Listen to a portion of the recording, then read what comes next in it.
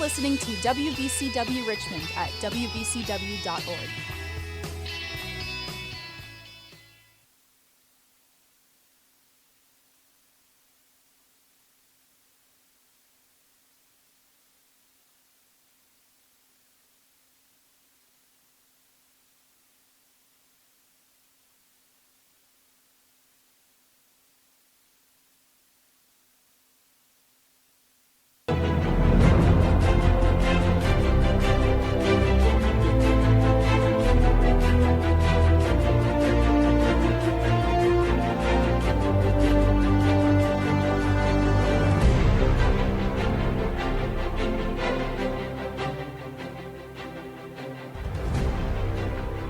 Good evening, and to our listeners from across the Richmond region and abroad, I want to welcome you to WVCW News' coverage of the 2018 midterms.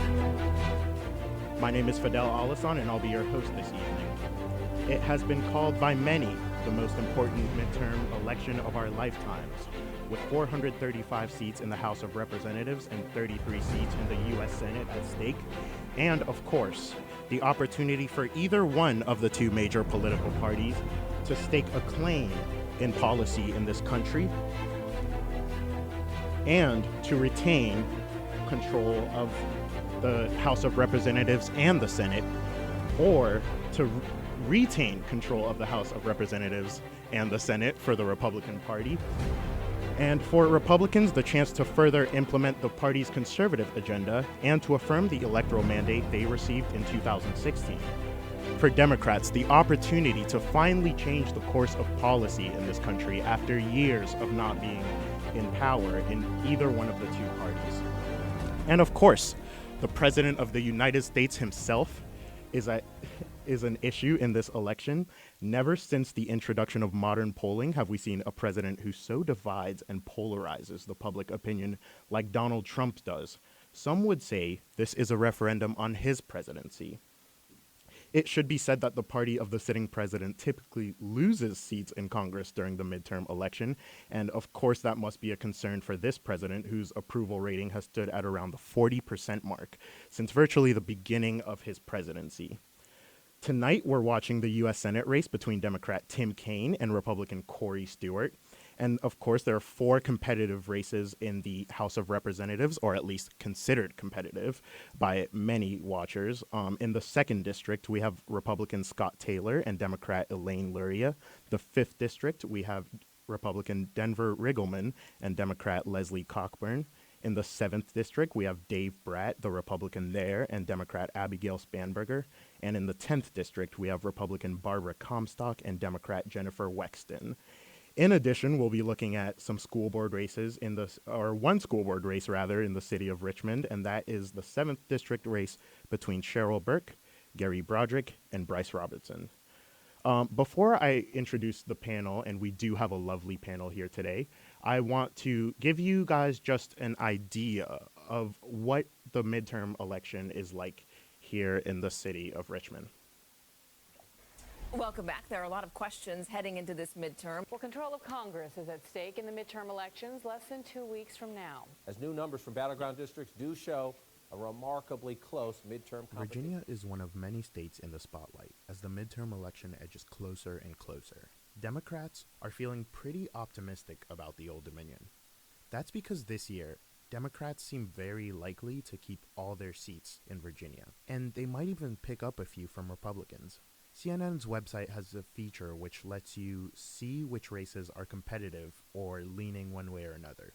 According to that feature, 4 Republican-held seats could be in trouble from the GOP standpoint.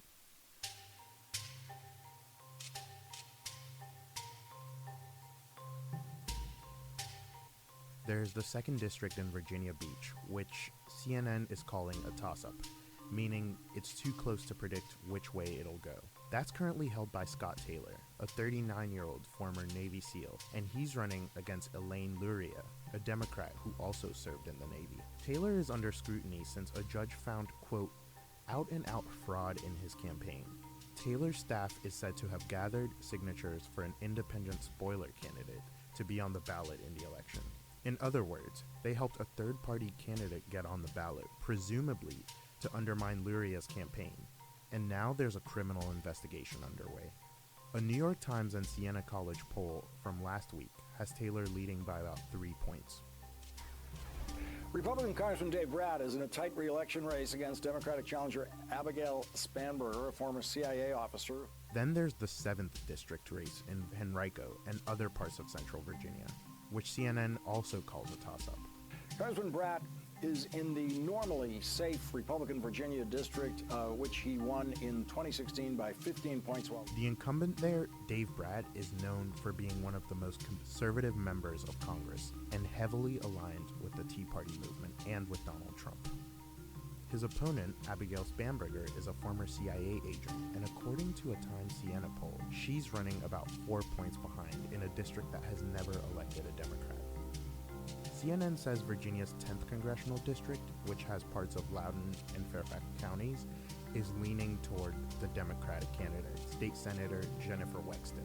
She leads by about 7 points in the Siena New York Times poll. And that means Republican Congresswoman Barbara Comstock, who currently holds the seat, is in trouble. Barbara Comstock might as well be Barbara Trumpstock. Donald Trump is against expanding Medicaid, especially in a district which was previously solidly Republican but voted against Trump by extremely wide margins. Comstock is probably the most vulnerable Republican congresswoman in the country. Republican Congressman Tom Garrett won't be running to keep his seat in Virginia's 5th district, which contains Charlottesville and other parts of central and southern Virginia. The Republican running to replace him, Denver Riggleman, served in the Air Force and is a business owner. While CNN lists this seat as likely Republican, the latest New York Times Siena poll indicates Democratic challenger Leslie Cockburn has tightened the race, and she leads by about 1% in that poll, which is well within the margin of error. And if you're just joining us, welcome to WVCW's coverage of the 2018 midterms.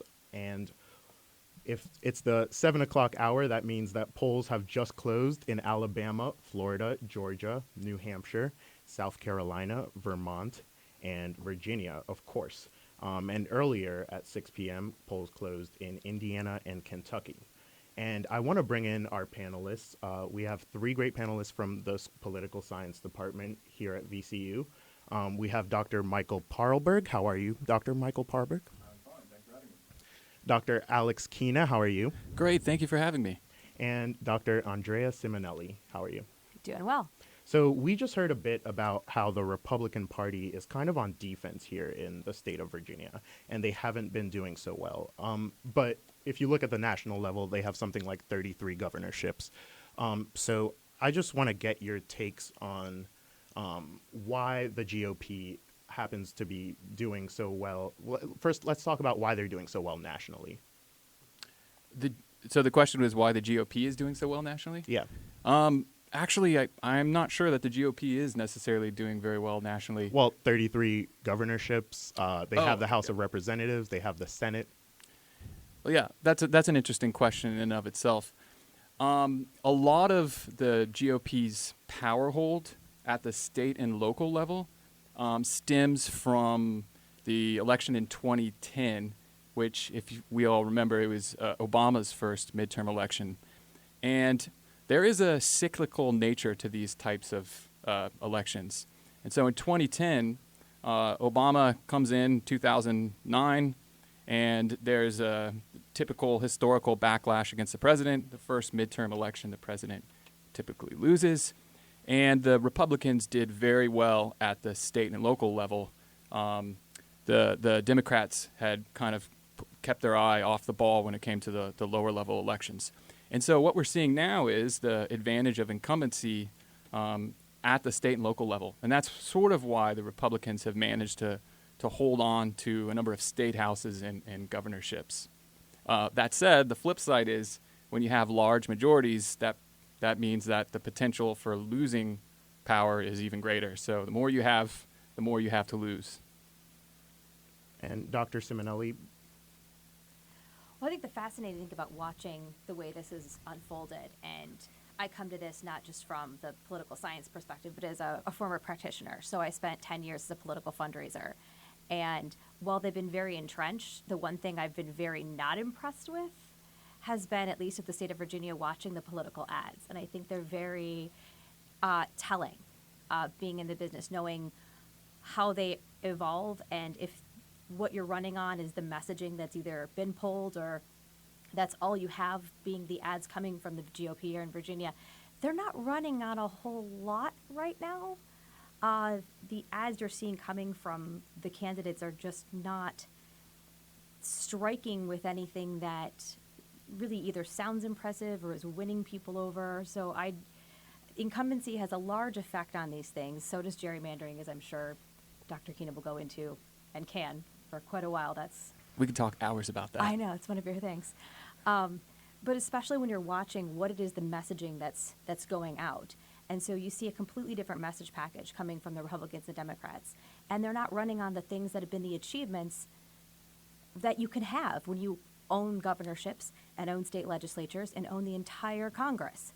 You have every legislative power available to you, and you're running on obscure messaging, odd things that are not your achievements. Normally it's, I've done so well for you, of course rehire me. I'm great. That is really not indicative of any of the messaging you're seeing. So doing so well, I would also challenge that point. Dr. Parlberg? I think this election is going to be an interesting test of different strategies and also the longevity of a lot of assumptions about American politics. Okay. And 1 second here. We seem to be having some technical difficulties. So if you come over here and give your answers. I think this election is going to be an interesting test of a number of different assumptions about American politics and within strategies within the parties themselves. One question is, how much does Trump matter on on the local and state level? A lot of Democrats who are running are really running against Trump, but of course Trump is not on the ballot. They're counting on the Trump effect to turn out their base and maybe to turn off Republicans who are traditional Republican voters who are not as enthusiastic about Trump. However, political science research has shown there's been a lot of sorting of politics of people based on their political partisanship. People just don't even want to live next to people who disagree with them politically.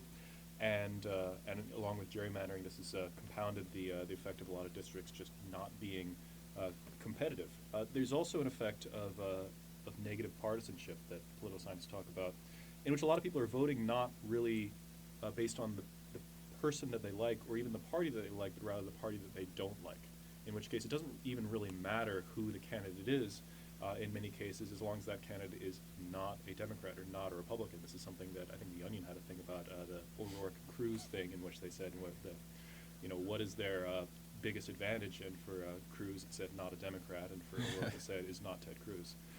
So we'll see if these things even matter, if campaigns matter, if fundraising matters, or if it's really just going to come down to probably, I think, turnout. And Democrats just want to vote for whoever's not the Republican, or Republicans want to vote for whoever's not the Democrat. So we talked about how the GOP is doing well nationally, although that seems to not be the position that you guys have necessarily taken. How come here in Virginia they seem to be struggling a lot more? They haven't won a statewide election here since, I think, 2009, which is a long time. Obama won the state in 2008. He won it in 2012, and Hillary Clinton won it in 2016. It seems like it's a different story here for the GOP here in Virginia. So I'm going to give you two responses to that question. So one is the long question, one is the long answer, the other is a short answer. So the long answer is that in terms of the demographics, what we see is population growth in the suburban parts of the state. If you think about Fairfax County, Northern Virginia, Arlington County, Prince William County, those are the places where we have population growth. It's much more diverse. There are ties to the federal government. A lot of people work jobs as bureaucrats or as contractors. And so they're invested in the system. And recently, at least in the last few decades, the Democrats have had a much more appealing message statewide for the suburban voters. And it's not only in Northern Virginia, it's also here in Richmond. You have population growth that's outpacing some of the rural parts of the state as well as the Hampton Roads area. And the historical divide in Virginia politics has been between the rural and the urban. And there's you can see this in the State House in terms of the western, the southwest parts of the state and the northern part of the state. And so I think that in terms of at the state level, part of it is that the Republicans just have a math problem. And we saw that, with 3 out of the last 4 gubernatorial elections, if I'm thinking it might be 4 out of the last 5. Not only that, but you see that in terms of the Senate elections. And as you mentioned, Democrats in presidential elections have won the last 3 presidential election years. The other answer, the sort of short answer, is that the Trump effect has actually backfired. We got a taste of this in the Senate election in 2014, where Mark Warner he was expected to cruise to victory. He's a popular governor. He's a popular senator. He got elected in 2008 by a huge margin, but he had a real challenger.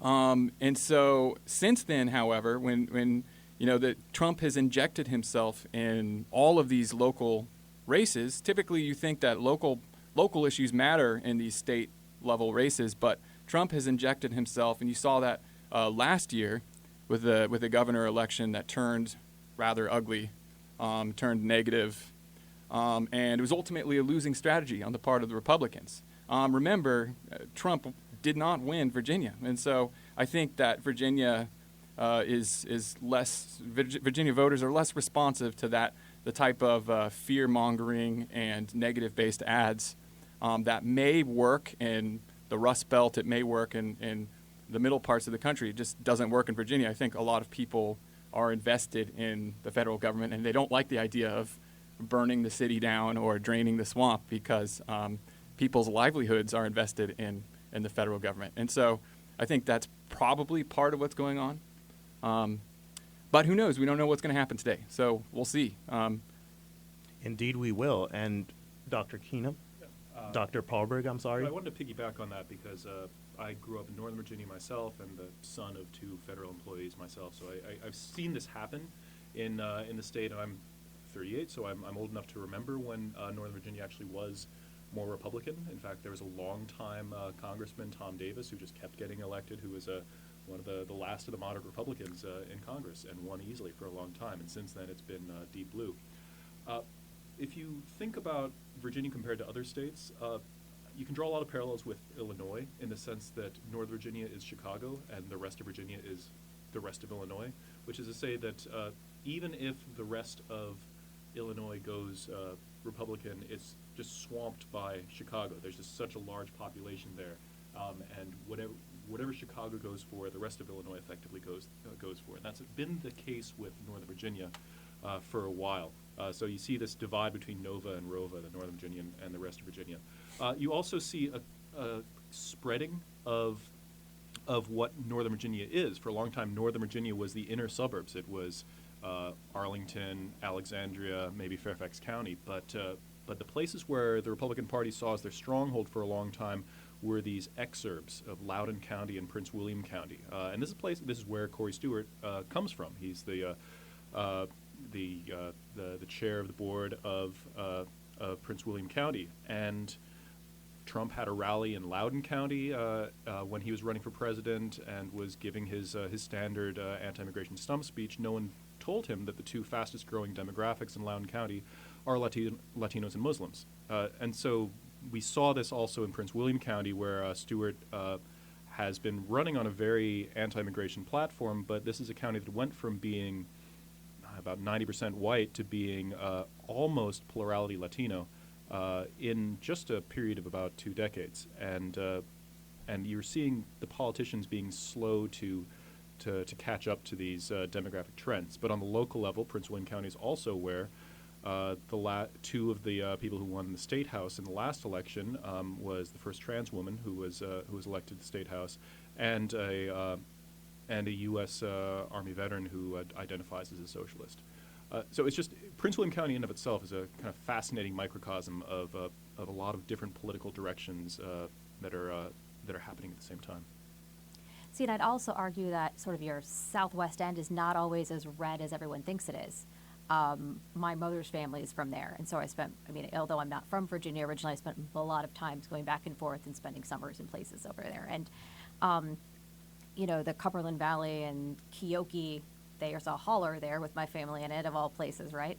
And what surprised me when I started working in politics, and, I was very nervous to go back and have any real conversations there, assuming I was going to get my rear end hauled back out, that the older generation, between my parents' age and older, they were still pretty firmly Roosevelt Democrats, in the sense of remembering the history and what gone on in the region and what the TVA did. And when they started going into stories of that, I was really kind of in shock hearing the multi-generational difference in the way that they felt about the Democrats versus Republicans. And we're talking 06 and 08.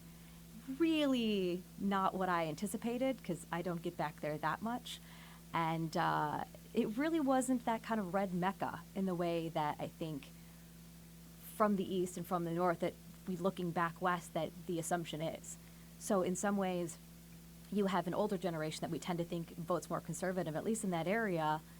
There's at least some evidence that they're still holding on to like a recollection of what the Democrats had done in the Depression, and frankly, they still look at that very favorably. Yeah, and that actually it goes to speak to something that Dr. Parlberg has been saying, which is that you do have a sorting, geographic sorting, and even in the parts of Virginia that look like a sea of red, if you go down on a closer level, you see that there are blue towns surrounded by red countryside. And so there's this geographic sorting of people along partisan and ideological lines.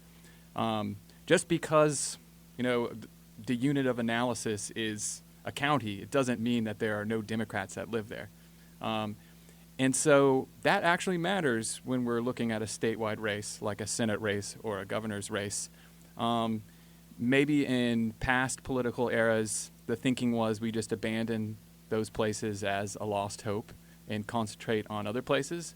But Obama completely changed the game, and he changed the philosophy when it came to campaigning, that your message, you can collect votes even in these places, these far-flung places, even perhaps in the town that neighbors the holler, where some more rural folks live. So it's interesting. That's an interesting perspective. And one of the races that we'll be watching closely is the race between Democrat Tim Kaine and Corey Stewart. And Corey Stewart is someone who is unabashedly pro-Trump. And let's just say Kaine has used that to his advantage. Let's take a listen to one of the debates, to some of the highlights of the debate between Tim Kaine and Corey Stewart. First, you'll notice that Corey Stewart ducked the question about Mueller and the investigation. He didn't say a word about it. When he's not in this room of lawyers, he says it's a witch hunt and it should be terminated. He is a President Trump acolyte, and he takes the President Trump line in calling for the termination of the investigation. That would be a disaster. And if there's anything that demonstrates the difference between us, it's Corey Stewart standing up here and saying that President Trump is standing up to the Russians. President Trump is caving to the Russians. President Trump went over and picked a fight with allies, Canada, the UK, Germany. But then when he was on a stage and next to Vladimir Putin, who the Republican national security establishment has concluded attacked our elections, he went all soft. And he believed Vladimir Putin even over the hardworking and patriotic Americans who have concluded that Russia is attacking our election. We don't need somebody who tears up alliances and caves into dictators. And Corey, your statement that the president is standing up to Vladimir Putin is just an example of you being a 100% Trump first Time is guy. up. I am a And- Virginia first guy. And Mr. Stewart, when you respond, his comment that you believe it's just a witch hunt, the Mueller investigation. Well, I think that, frankly, it is. I think that, look, everything the president does, he's an automatic no. He and the other liberal Democrats, Chuck Schumer, especially, who he takes orders from, you can tell it, even on the Senate floor. Take a look at C-SPAN sometime. He's always looking at Chuck Schumer. What should I do? What should I do? He's not answering to Virginians. He's answering to Chuck Schumer. And all that they're trying to do is undermine the president. Undermine a president who's been incredibly successful at reviving this economy, a 4% growth rate.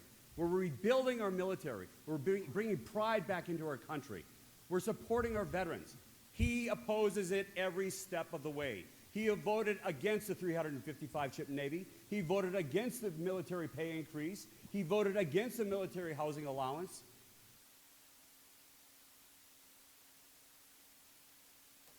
And we do have some breaking news for you right now at this time. CNN is projecting that Tim Kaine will hold his Senate seat in Virginia. So that's 6 more years for Tim Kaine in the Senate. He beats off Corey Stewart, the Republican running against him. And that was just in time. And I was going to ask you guys, with the differences between Tim Kaine and Corey Stewart, Tim Kaine is obviously running as a guy who is very anti-Trump, while Corey Stewart is aligning himself very closely with him. And we saw how that worked out in this race. But since we still have some races going on nationally, I want to ask you guys, how do candidates navigate between aligning themselves closely with this president and just staying as far away from him as possible? It's kind of strange that we're even asking this question, and it's a great question, because the way that politics works is, especially in a lower level race, like that's not the president, like not a presidential election, is that you try to create a constituency with voters. And Tim Kaine, his story is more about knowing Virginia. I mean, he started on the Richmond City Council. He served as mayor for a time, then lieutenant governor, then governor, and then he was elected to the Senate. I mean, there's very few politicians who have more visibility and have more of a sort of name brand than Tim Kaine has. And so the conventional wisdom is you try to stay away from national politics. National politics is polarizing. So instead, you concentrate on local issues. And Corey Stewart is kind of a test of the Trump effect in the sense that you take a purple state like Virginia that is, Democrats have been successful, but it's still competitive. What you would want to do ideally is you would have a race on local issues. You'd look at Tim Kaine's record. You'd talk about issues affecting Virginia. But simply picking out a few minority groups and fear-mongering, that's not enough to convince people to vote. Actually, that turns people off. And so you need to make a positive case for yourself as an individual.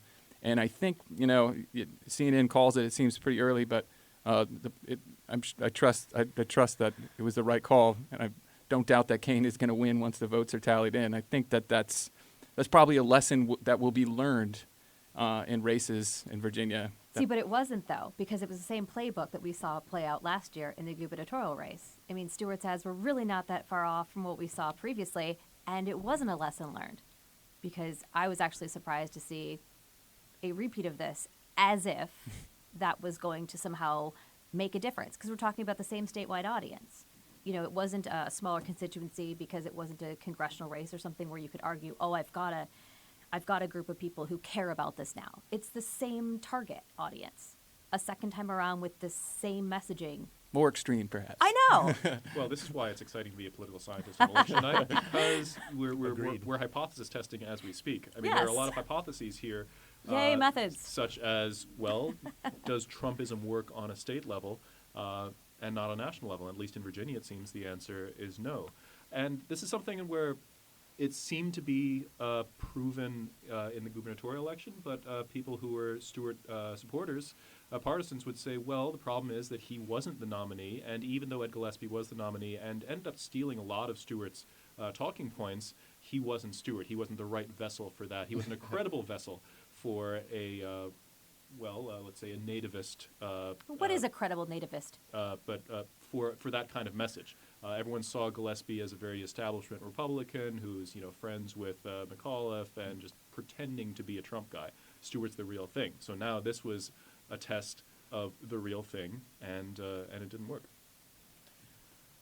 And one thing that happened here recently is Mike Pence came to stump for a candidate here in Virginia, and actually where we're sitting right now, that district, Ryan McAdams. And let's take a listen, and then I'll ask the panel about that. Thanks all for being here. I can tell the enthusiasm in this room. Yeah. I can tell not only are we looking at a great day in America, but we're going to take back the fourth. I'm here really for three reasons, three things I want to talk to you about. Number one is the candidate. Number two is the progress that we have made over the last 2 years and our ability to make even more progress as Americans. And number three is the choice that the people will face 2 weeks from Tuesday here in Virginia 4 and frankly all over this country. First and foremost, the candidate.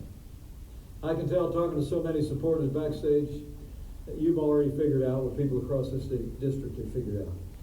That Ryan McAdams is a man with the character and integrity and vision that we need. Small business owner, he's been a social worker working with vulnerable children in the area. A VMI grad for more than 20 years. He's been working in ministry, sharing his heart and sharing his faith as a senior leader at Agape Mission Church. But he wouldn't be here today, I know he'd be the first to say, without the support of a loving family. Yeah. And without the support of his remarkable wife, Jade. In fact, when I met the two of them today for the first time, I thought they looked a lot like Karen and Mike Pence. And they share an awful lot of the same values and the same conviction. Servant leaders, both of them are. Would you all mind just joining me in thanking Jade? Thank you, Jade. Thanks for all the sacrifices you and your family are making. We're truly grateful. I got to tell you, the more I learned about Ryan McAdams, I mean, I'd have been here if he was unopposed. It's just that quality of a person. It just truly is. And, I served in the Congress of the United States for 12 years before I was governor of Indiana and before I had the privilege of serving in the capacity to which the people of this country elected me 2 years ago.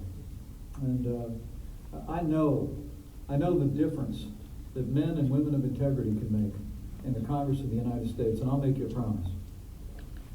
Virginia 4, you send this good man to Congress, Ryan McAdams will be a leader from the day he arrived. Build on the progress we're making, and I got to stand before you today, and I just think about the last 2 years, and it's just amazing. I'll never forget the night, Jade, that I got the phone call to join this ticket. It was a Wednesday night. Karen and I had gotten to know the candidate, gotten to know his family a little bit. We were incredibly honored to even be considered. So Mike Pence visited here not that long ago, but other than that, Donald Trump hasn't really been in the state of Virginia, and much less the city of Richmond. I want to ask you, the panel, why hasn't Donald Trump been here? What's the deal? Is he toxic to these candidates here in Virginia? I mean, we heard from Mike Pence, but that's pretty much all we've heard from the administration. I don't know what's inside Donald Trump's head, but I think that he has other places that he sees as more important. He also likes a warm crowd. We know that he likes a receptive crowd, so he would prefer to go to places where he has a lot of support already. But he was here in 2016, and I actually remember covering one of his rallies, and he said, I'm going to be in Virginia so much that it hurts. He says a lot of things. So, well, he lost. I mean, and there's a lot of other Senate races that are just more competitive than Virginia's. I didn't see a whole lot of chatter about the Kane Stewart race on a national level. Obviously, state media are going to cover this, but compared to the races in Texas, Missouri, even North Dakota and Montana, it's just not as close. And so, if Trump is going to rally his base, it's better that he do it in close races. Well, that's really what it boils down to. I mean, I've worked for a campaign committee, and when you're trying to parse out limited amount of hours in a day and a limited amount of resources, they're going to have to make practical decisions about where to send him. And he's probably not making most of those decisions. You've got pollsters already looking at the races, and considering we already had an idea of the non-competitiveness on a national scale, there would be no point in him wasting his time for all the reasons these two just explained. Yeah, I will piggyback off of that as well, because if you recall, the Virginia 4th Congressional District, it used to be competitive. It was previously held by Republican Randy Forbes. But I think I know what you're about to say. You think, yeah. And the key factor here is that in 2016, a federal court struck down the congressional map in Virginia as an unconstitutional racial gerrymander. Now, if I'm not mistaken, that was the 3rd district. However, you can't change one district without changing the lines of another district. As a consequence, the 4th district became more Democratic. And so now you have a second minority influence district, and it's an uphill battle for Republicans to take the 4th district because it's here in the city of Richmond. It's much more heavily Democratic than it was previously, and so I think it's kind of strange. The Republicans are on the defensive, and so I think that most of the energy has been spent trying to defend vulnerable incumbents. But it would be pretty optimistic to think that they would take the 4th district, and I would expect this to be one of the races that's going to be called early tonight. So one of the races that we are watching, and I think the whole country is watching, is the Florida governor's race between Andrew Gillum and Ron DeSantis. And it's pretty remarkable. We have a slew of particularly black candidates in the South who are running really well. I just want to play a little clip from Gillum and DeSantis's debate, and then I'll get to the panel and I'll ask you guys about that. You know, Jake, last year at the congressional baseball game, we had a shooting, and Steve Scalise, my friend, got shot. I was 3 minutes away from being in that fire, and that really, I think, shocked me. But I can tell you, Casey and I are young parents, and Parkland, even though I wasn't there, even though the congressional shooting was much closer to me, Parkland had more of an effect on my wife and me because of our 2 young children. So I think that the school security is something. I'm working with Andy Pollack, whose daughter Meadow tragically lost her life there. We are going to fix it in terms of school security. I think the blanket restriction on age is going to get struck down by the courts. I'm a big supporter of the school security. I think we need to do more. And I think we have to take some of these people who are causing problems like this killer. He should have been convicted of crimes. He should have been Baker acted. He should not have been on the streets. And so I'm going to work with Andy. I'm going to work with our law enforcement people to identify those people who should not have access to weapons and indeed should not be on the street at all. The congressman was against the piece of legislation because he is wholly owned by the NRA. He's not going to stand up to the National Rifle Association. That's why they're running all these ads against me, because they want the man that they bought. In my case, we're prepared to stand up to the NRA. They sued me. They drugged me through court for 2 years, all because we said we would not allow guns to be shot in a city park. Radical. That you cannot shoot guns in a park where our kids play and our families picnic. That's why people are so incensed by this, that because common sense and decency seem not to be able to prevail in this conversation. Well, I think the problem that Andrew has, though, is that his record as mayor is one providing over a city that's out of control in terms of crime. When you have the record number of murders, in fact, the guy running to succeed him as mayor was his former chief of staff, and he's sending out literature to voters saying, most murders in history last year, something needs to change. That's right. Andrew couldn't keep Tallahassee safe. He's not the guy to keep Florida families safe. All right. Well, Ron is being Don, and that's Donald Trump, neglecting all sense of reason and facts. I preside over a city that is experiencing a 5-year low in our crime rate, on trajectory to be at a 20-year low in our crime rate. No matter of restatement of what he has to say is going to change the facts. This is CNN, not Fox. You have to bring facts to the conversation. Record number of murders last year, yes or no? And in our case, we are the 8th largest city and are 27th in crime. This is what Florida voters understand. What Florida voters understand is that communities will experience crime. Just in Jacksonville earlier today, 6 people shot. The question is, what are we going to do about it? And what I'm going to do is take on the NRA and hold them responsible for the rampant crime. I think there were failures on many sides, quite frankly. I think Scott Israel is independently elected by the people of Broward County, and they're the ones who will have a say about what they think about his job. But more importantly, It is an So easy tactic. this candidate, Andrew Gillum, and along with, and he's running against Ron DeSantis, and that's in Florida. But then you also have Stacey Abrams in Georgia, and she's running against Brian Kemp. And Georgia is a deeply red state. And then you have Beto O'Rourke in Texas, and he's running against Ted Cruz in the Senate. What does the fact that these candidates, the fact that they're competing in these typically red places, maybe with the exception of Florida, what does that tell us about the future of the Democratic Party? Is this a one-off thing, or are Democrats going to actually be competitive in these races? Well, I think what you're really seeing is in the party, the idea that as a big tent, the goal has been to be representative of everybody in it. And the big critique the last few years, and especially came with the last presidential election, was still, it's an older white candidate. And it was still a big critique, regardless of it being a woman, still being thrown as Hillary Clinton being attached to sort of the old guard of Washington.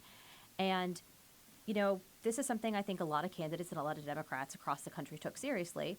And even Hillary Clinton did in speaking out afterward and encouraging people to get out and do this. And the party itself finally saying, yes, please do this. And there are many small subgroups that encourage and raise money and help train candidates to get moving. And so many of them have come out in the last few years. I was in the board of directors for Emerge America, for Emerge Pennsylvania and Michigan in the last couple of years, and watching and helping fundraise and putting together and seeing this happen. It's been amazing. Like, it's just finally kind of blossomed.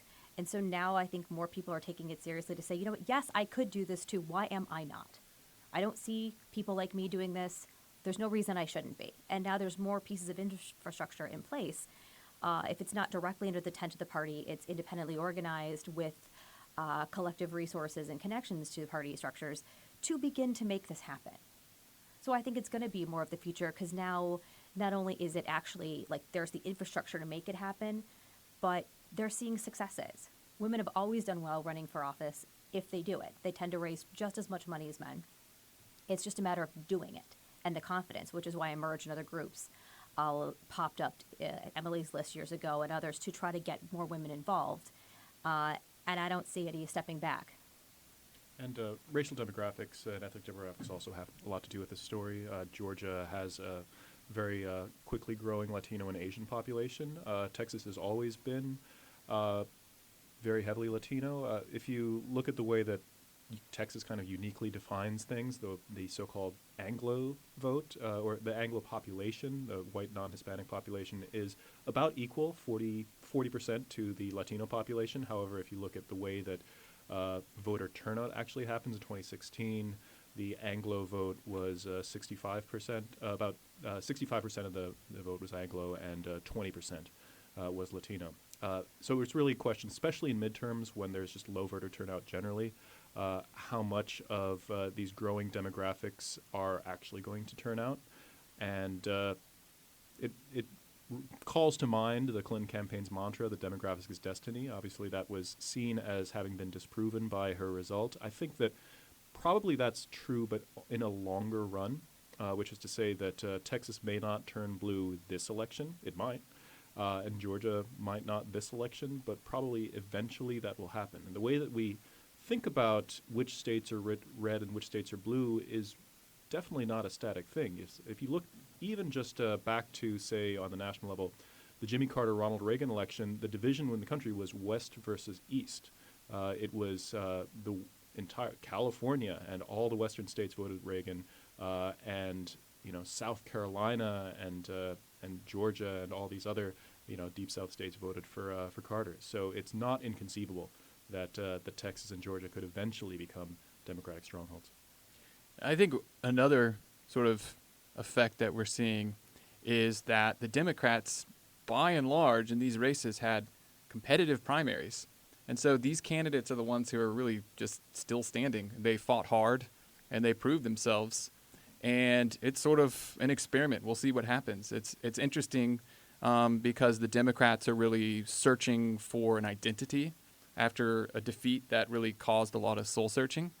And the best way to figure that out is the midterm election. And so we'll see what happens. And I'm sure the Democrats are paying attention to see who wins where and what that can tell them about 2020.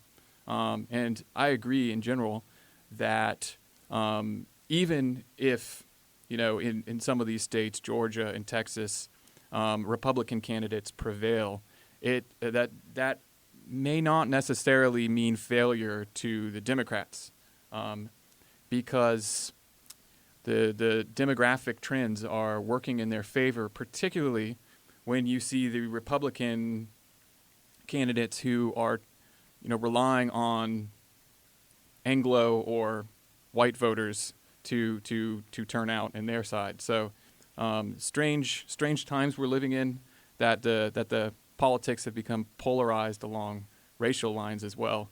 But we'll see how it turns out. It's fun to watch this all unfold because, as Dr. Parlberg mentioned earlier, it's a fun time to be a political scientist because we're like watching all the rules explode right in front of our eyes. So I have no idea what's going to happen tonight. I quit predicting things. And I just want to say, I think 2016 was kind of to political scientists the way that the 2008 financial crisis was to economists, which is to say it just kind of showed we don't know what we're talking about. And anyone who tries to make predictions is going to be proven wrong more often than not.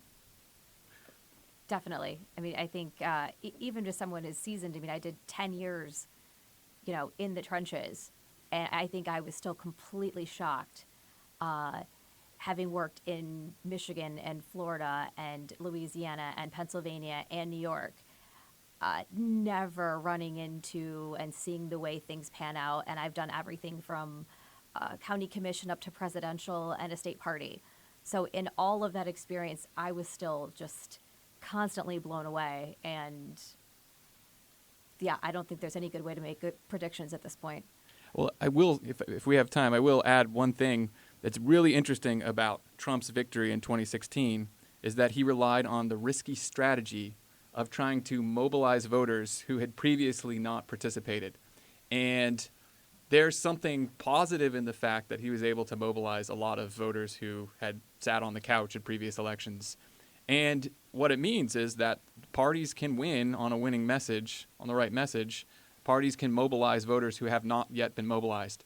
In the case of Georgia, in the case of Texas, this is where candidates are relying on mobilizing groups of Latino and African American voters to turn out.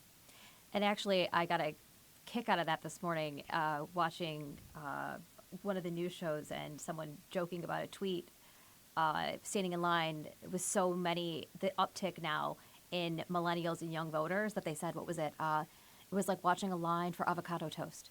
That's below the belt. Yeah, but come on, avocado's great. But just As a millennial, I will just say I've never eaten avocado toast. You should this try is it. gross, I'm Gen X, but seriously, avocados are amazing. But in all reality, that's what, if you're going to see these upticks, maybe that will be the trend across other states. I think that's what the comment came out of Georgia. So who knows? But if that is the flip side of what we saw in 2016, to see that coming out now, who knows? But people can be mobilized. It depends on the message and the time, for sure. But it's not easy. That is for sure, which is why I like this side of life now. I don't know. I'm not convinced you need a message necessarily. I'm saying this as a comparativist, which is to say someone who doesn't focus specifically on the U.S. And we comparativists say the U.S. is just one case of many, and you can't draw broad conclusions from just looking, especially at national level presidential elections. There just haven't been enough of them.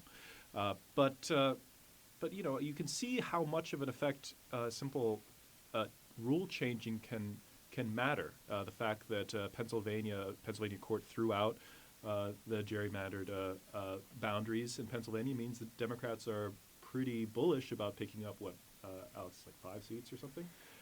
Just as a result of that, when you enfranchise former felons, that has a big effect on who can vote. Just voter ID laws, how easy it is to vote or to register people to vote. One of the big obstacles for registration in Texas is that you have to be literally deputized by the state to be allowed to register people to vote. So there's another possibility, which is say message doesn't matter, and it's really just a matter of how easy it is for people to vote. And when it's harder for people to vote, that makes a huge difference in who wins. I will add that it's really convenient when you are the Secretary of State and you're running for governor in an election that you supervise. That's great. That would be awesome. If I'm ever running for public office, I'm going to try to make sure that I position myself accordingly. And of course, that's an allusion to the Georgia race, the Georgia governor's race, where Brian Kemp has stayed as Secretary of State. But when we're talking about message, and you guys might, or our comparativists might not believe that message matters, I want to ask, the fact that these candidates, and not just these candidates, but a lot of candidates around the country and in red states, for example, the election in Henrico with Dave Bratt and Abigail Spanberger, these candidates are running on pretty liberal platforms. And so does that and I know you guys were talking about some of the other factors, but the fact that they're competitive, or at least the polls say they're competitive, does that change our notion of what Democrats can run on in places that are typically seen as red states? Well, I can speak to the 7th district race. If I would say that I agree with Professor Parlberg in part, which is that perhaps message isn't the only thing that matters. Obviously, the number of the accessibility of the vote matters a great deal. But in a case like the 7th district, where you have Spanberger, who's challenging Bratt, if she ends up winning, it will be because she put together an excellent ground game and she knocked on thousands of doors. And while Bratt was in Washington, D.C. in Congress, she was in his backyard knocking on his neighbors' doors. And so I think at the end of the day, yes, message does matter. If you don't have a message, that matters. But what also matters is hard work and retail politics and old-fashioned canvassing and rolling up your sleeves and working very hard. And so why is Spanberger competitive? In part, it's because she's put in a lot of work. She has an army of volunteers. Another part of it is because of the redistricting in 2016 that took away Bratt's base of support in Hanover County. I mean, that's a huge part of it because that district was solidly Republican before that. So yes, institutions matter for determining the votes, but you have to have some message that resonates with people as well. And I want to say, if Bratt loses, it'll be a tremendous own goal by the Republicans, being that he knocked off a very strong and very powerful Republican in Eric Cantor, who was the number 3 in Congress. And this is someone who the Democrats probably would not have seen as vulnerable if it hadn't been for Bratt primarying him. And Bratt is at this point, just a one-term member of Congress, doesn't have as large a profile, certainly doesn't have the power within the party. And I think there are a lot of people within the Republican Party who are pretty mad that he primaried their guy. And so did Pence go to campaign for Bratt? It'd be interesting. No, that was the Ryan McAdams, Donald McKean. Right. So I don't think you're seeing a lot of enthusiasm within the Republican Party as an institution for Bratt, and that is making there's blood in the water for the Democrats. And if they do pick this up, it will be in part largely thanks to Bratt. And speaking of Bratt, and you were just saying you didn't think that there was a lot of energy, and we do have some breaking news. CNN projects that Dave Bratt will be ousted by his challenger Abigail Spanberger in that race. And that race, of course, right here in Henrico, that seat has never been held by a Democrat before, and Abigail Spanberger will be the first to do so. Reactions. That's the first thing I want to get is reactions to that. Wow. That is Republicans are very underwhelmed, apparently. Yeah, that's a bit of tragic irony right there, because one of the things Bratt, as Professor Parlberg noted, one of the reasons he came to power was because he said, "Where's Cantor? Cantor is never here," and so he went in Cantor's backyard when Cantor was in Washington doing leadership stuff, and made the case that he was going to be the guy who would be more available, more accessible, more responsive. The tragedy for Bratt is that his the Republicans in the state house in 2011 went too far with an impermissible racial gerrymander in order to dilute the votes of African Americans, As a result, the courts redrew the district boundaries, and that affected Bratt's base of support. And, you know, like as I noted earlier, Spanberger worked very, very hard. She had been laying the foundations of her campaign for the better part of a year, 2 years perhaps, and she mounted a very successful challenge, but a lot of it had to do with working very hard.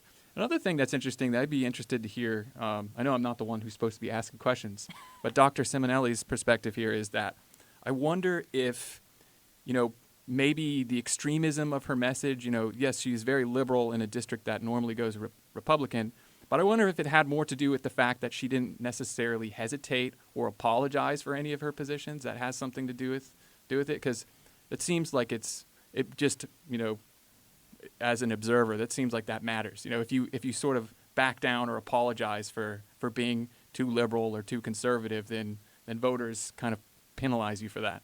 Now, Dr. Simonelli, before you answer, I do want to throw it to our other studio where our political director, Georgia Geen, is live, and she will be giving us some other results in this election, and we'll get back to that question right after this.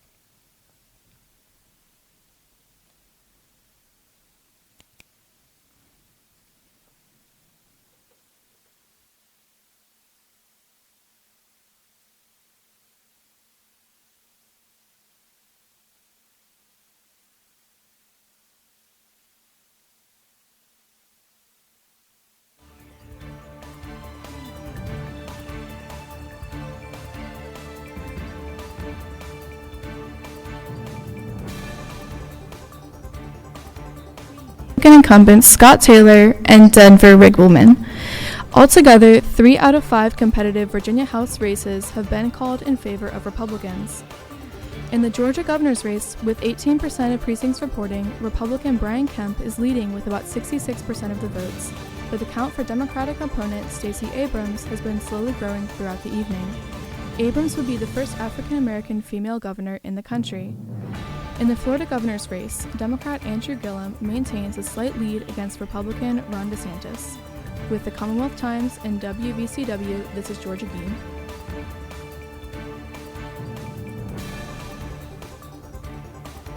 And just before we heard those results, I believe, Dr. Kina, you asked a question of Dr. Simonelli. So really quick, could we rehear the question and then get your answer? I'm sorry to be hijacking your job here. I was just kind of interested in one of the things that voters don't like is a lack of confidence in terms of politicians and their positions. And it seemed to me that the way that Spanberger responded to some of Bratt's attacks was not by necessarily changing her position or apologizing, but standing firm and sort of asserting herself confidently. And I wonder if, like, you put on your hat as a campaign worker and speak to that.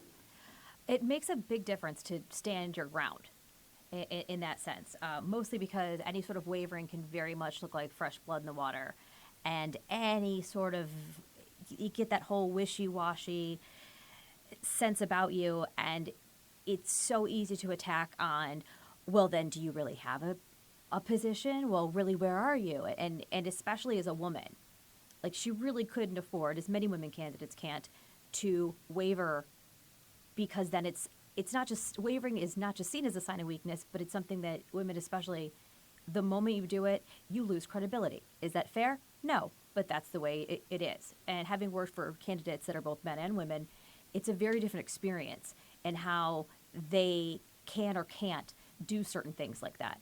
But usually a candidate has a much better shot of, especially even if it's somewhat controversial, of just, this is it, this is where I'm at, and this is why.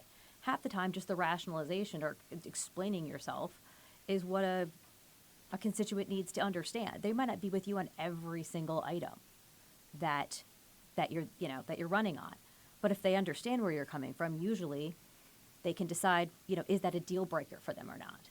So wavering is unhelpful because you can't really play both sides in something like, in most issues. It's, this is here and this is why. And most constituents have to decide if that's a deal breaker or not. But wavering and looking awkward really just makes you look like a weak candidate, and then people start to judge you based on, their gendered interpretation of the world. Dr. Kino, I want to ask you really quickly, how did the fact that these districts in Central Virginia move around, how does that affect this race at all? Absolutely. That's the bigger story behind this. There would not even be a competitive race in the 7th district if it wasn't for redistricting. So Bratt got his start. He was a professor at Randolph-Macon, and it was a very, very much a grassroots campaign. He won a primary, ousted Cantor. That's in Hanover County, and what ended up happening with the redistricting is, of course, because of the nature of districts, you can't change one district without changing the boundaries to adjoining districts. And in the case of District 7, this was collateral damage from the racial gerrymander. And so in order to make the districts equal in population size, which is required by law, they had to take Hanover County from Bratt's district and give it to another district. But that's where Bratt rose to power. That's where his donors, his financiers are from. And so, losing that base of support, that changes the nature of his district. So instead of a sort of rural sort of exurb district of that's largely white middle-class voters, you have a district that's suburban, that includes parts of suburban Richmond. It's much more diverse, much more democratic. And so that matters. And I'm not sure that Bratt necessarily adjusted to his changing district lines. I mean, he won in 2016. That was after the redistricting, but the court decision was made before, was made sort of too late. So there was really no viable challenger, no Democratic challenger to challenge him in that election. So this was the first test. If you're just joining us, we're following the breaking news that Republican Congressman Dave Bratt has just been ousted by Abigail Spanberger. CNN projected that Spanberger has won that district, and she will be the first Democrat to ever hold that seat. Student participation in this election is very important here in Virginia, especially when we have schools like VCU, we have Virginia Tech, we have schools all over the place. So here at VCU, we have a reputation for voting at a very high rate. Apparently, in the last election, we ran at 61% of students voted in that election, and that was higher than the national average, and that was in 2016. But we wanted to get the takes of students here on campus, so we sent one of our correspondents, his name is Ben Malikoff, to various places on campus to talk to students and get their takes on this election. Take a listen. Hey, this is Ben Malikoff, correspondent for WVCW News. I was on VCU's Monroe Park campus asking VCU students who they'll be voting for and why in this upcoming 2018 Virginia Senate election.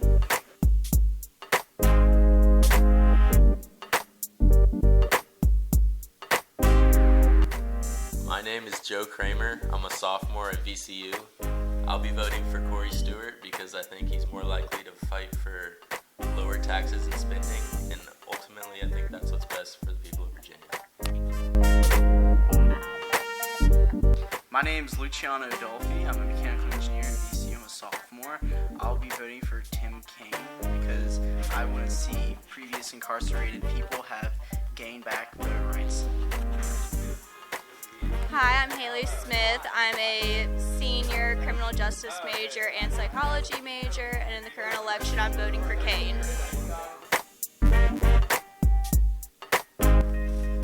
I'm Evan Manuel. I'm a sophomore. I'm an elementary education major, and I'm voting for Tim Kaine because blue is my favorite color.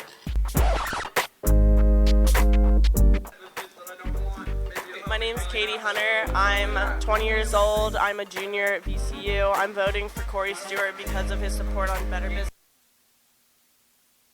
law enforcement.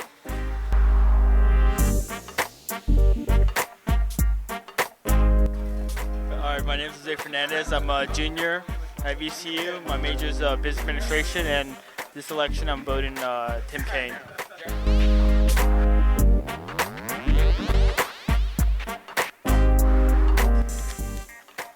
Caden Cunningham, age 21. I'll be voting for Tim Kaine because I like school and stuff.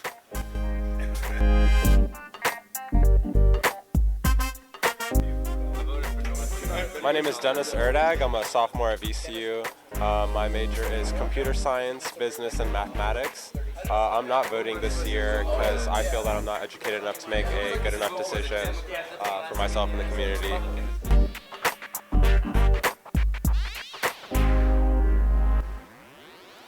My name is Jacob.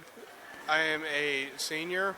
I am getting a dual degree in psychology and religious studies, and I prefer not to really talk much about politics, especially down here in Richmond, because everyone's too extreme.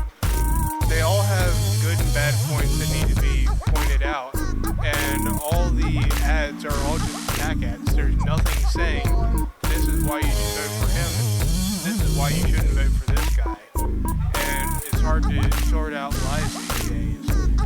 And people are just way too divisive, and politics is one of those things where it divides and tears people apart, even if they're close friends. They can turn close friends into mortal enemies. So you won't be making a vote this election? Well, I'm not saying that. I'm just saying, well, actually, I'm not exactly sure. As school goes, it may be the case that my classes interfere with me being able to vote. Who knows? Thank you.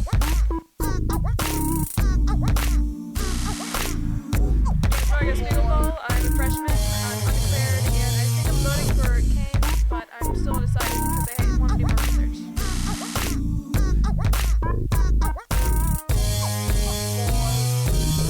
I'm Alex. I'm undecided, and I'm voting for Tim Kaine, Democrat, right? Yes. Okay.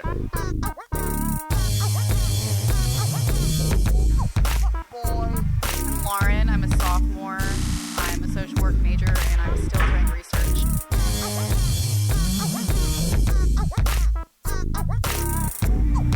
My name is Francesca Falvo. I'm a senior. I'm an art major, and I don't know who I'm voting for.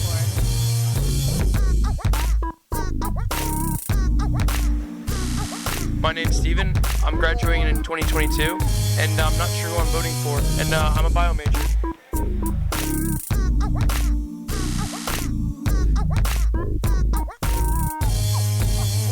Hi, my name is Ron Lord. I'm a freshman here at VCU, and I'm a business major. I'm not too sure about who I'm going to vote for, but I'm definitely going to do more research about it.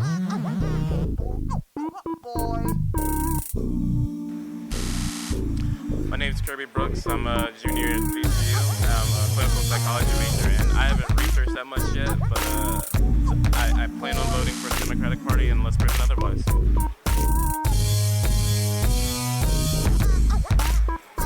Hey, it's Anika Jackson. I'm a junior here at VCU. I'm majoring in public relations. I'm not really sure who I'm voting for yet. I should do some research tonight and get back to you.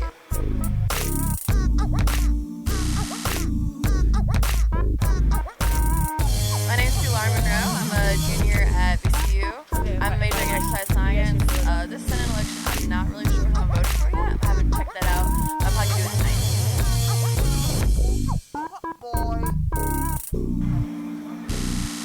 Hi, my name is Micah Livesey. I'm a junior public relations major, and in the election I'm voting for Tim Kaine. I'm voting for him because I feel like he'll give a good voice to the people, changing the way that America should be instead of how it is currently. My name is Sean. I'm a freshman. I major in biology, and I'm not registered to vote. Why are you not registered to vote? I just never got around to it. And if you're just joining us, welcome to WVCW's coverage of the I'm Jackson 2018 Krug. I'm a sophomore at midterm Virginia elections. Commonwealth We're sitting here with our student panel, and before I introduce them, we do have some breaking news. The New York Times is calling that. 1 second. The New York Times is calling that Beto O'Rourke will be the next senator from the great state of Texas. No way. And I kind of want to backtrack on that. It's unconfirmed But Beto O'Rourke is leading by 100,000 votes. And another result in Virginia, we have in the 10th district Representative Barbara Comstock. She will be ousted as the representative there in the 10th district of Virginia. The Republican Barbara Comstock. That's a district in Loudoun County, and it looks like that Jennifer. It looks like Jennifer Wexton will be the next representative there. And I want to introduce our student panel. We have Lisa Grishaw. She is a junior in the political science department, and we have Craig Francis, and he is a sophomore in the political science department, and he is with the Young Republicans at VCU.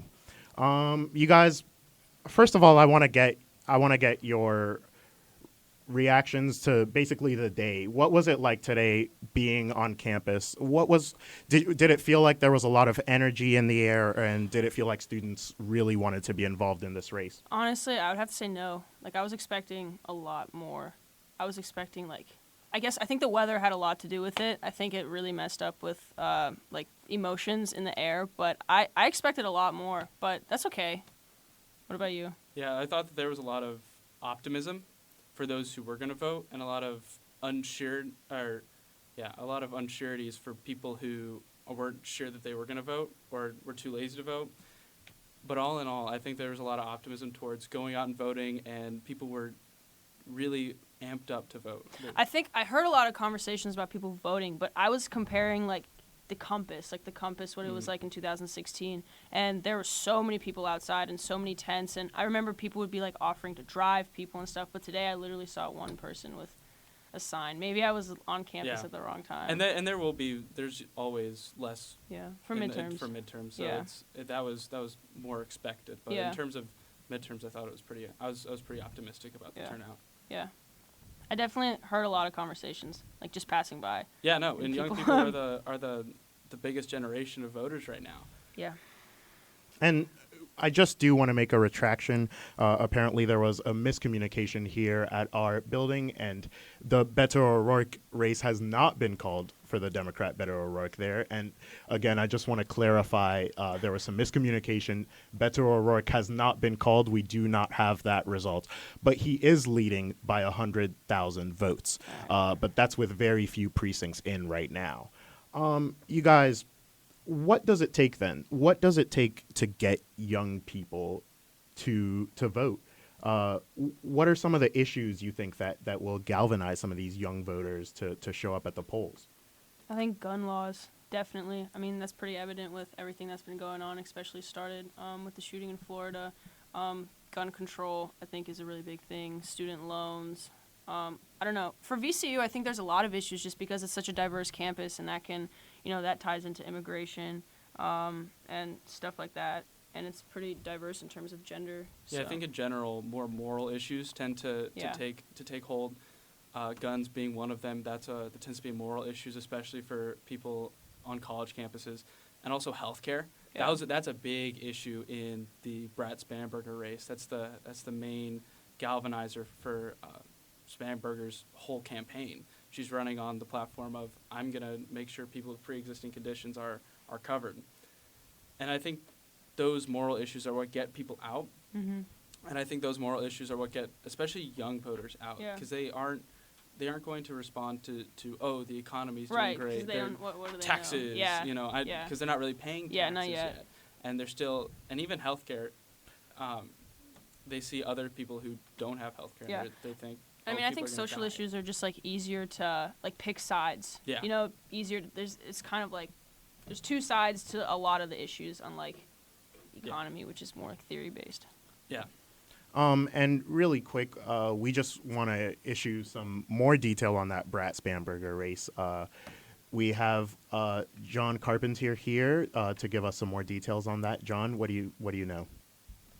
All right, thanks, Fidel. We've been taking a look at the breakdown of the 7th District congressional race. That's the one we really care about tonight because that's the most tightly contested here in Virginia.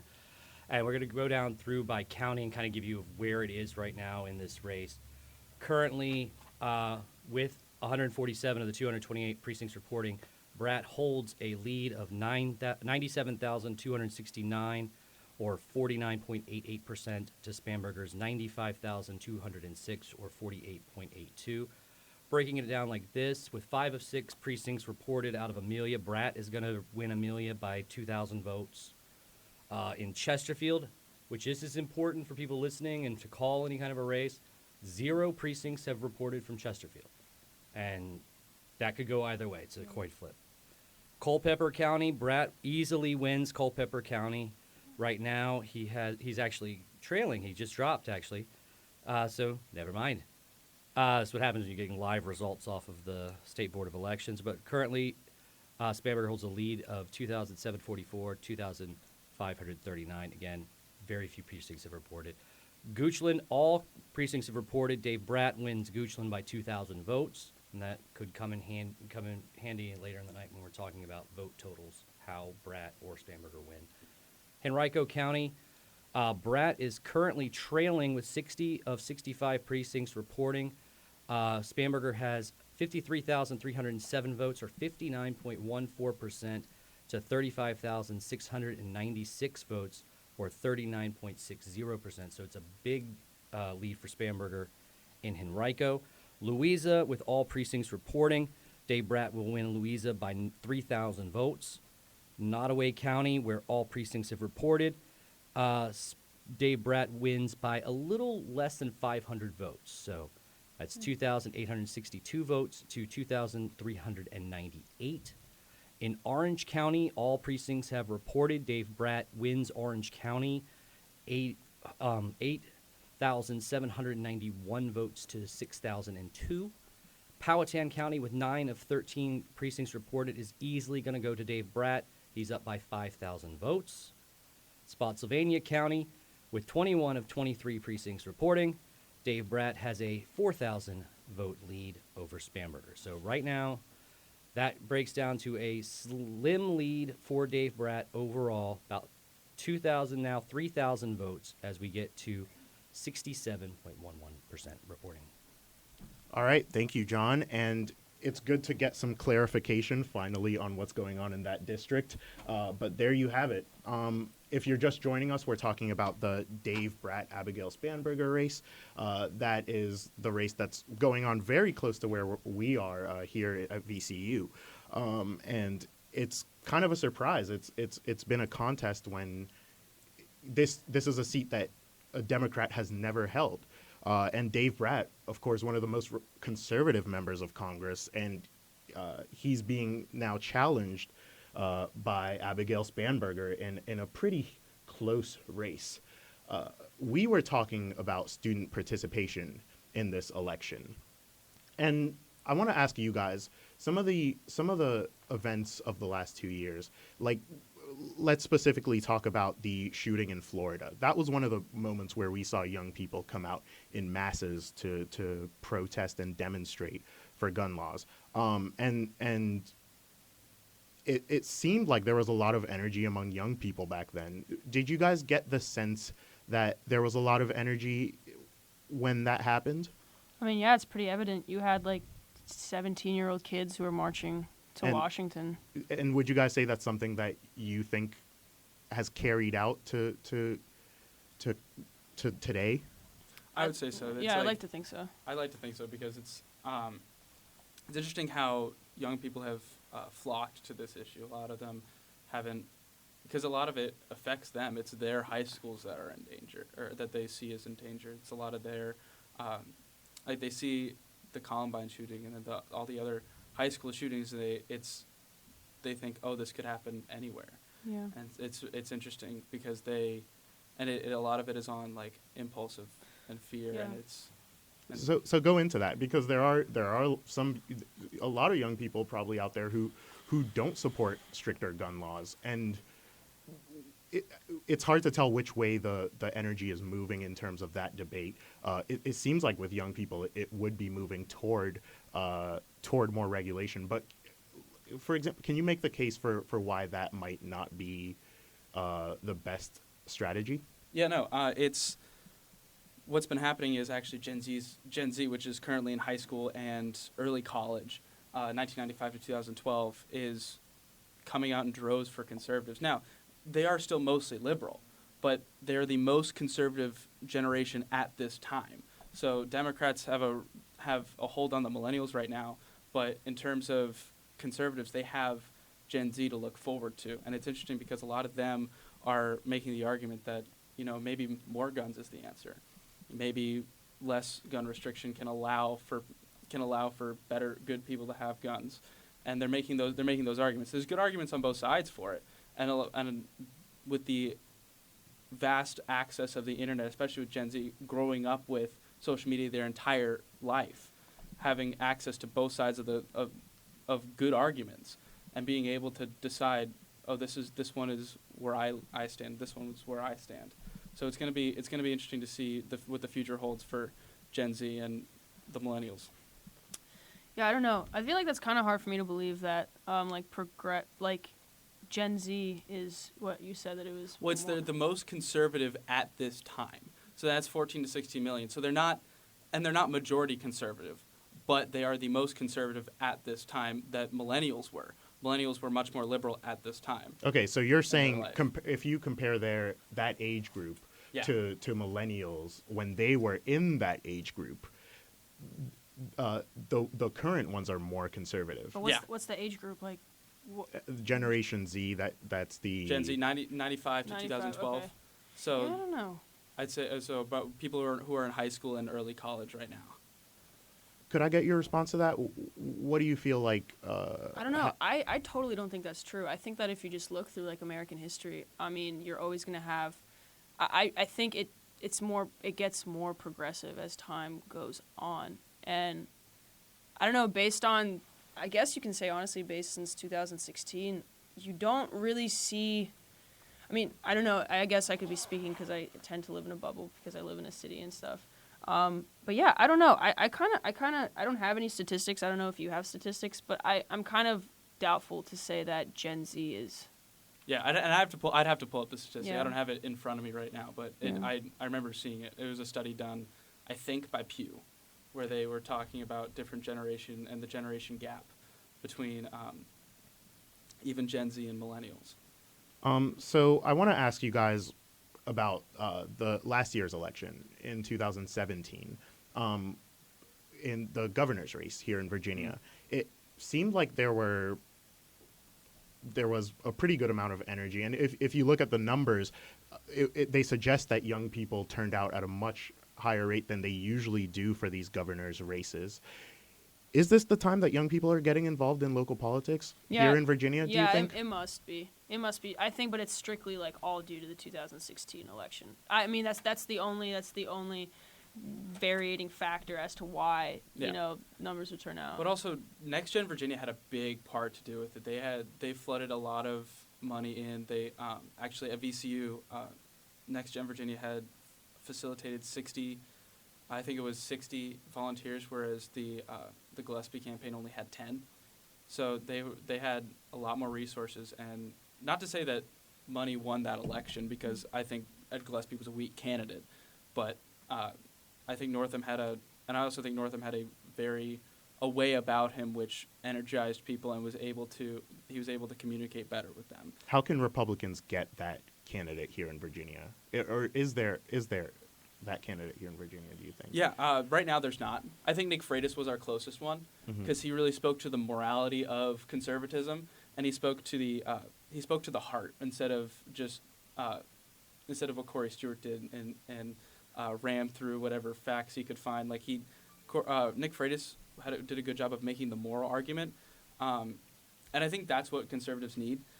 They need someone who can provide facts and be knowledgeable about the topic, and also provide the morality of it, and provide the human side of it, and not just have the appearance of, we're giving tax breaks to the rich, when in reality we're trying to give tax breaks to everyone. And it's kind of frustrating when I see even Dave Bratt kind of shoot himself in the foot with his campaign ads, when there are better arguments to be made, and there are more moral arguments to be made, instead of just saying, instead of having those blanket statements as he did.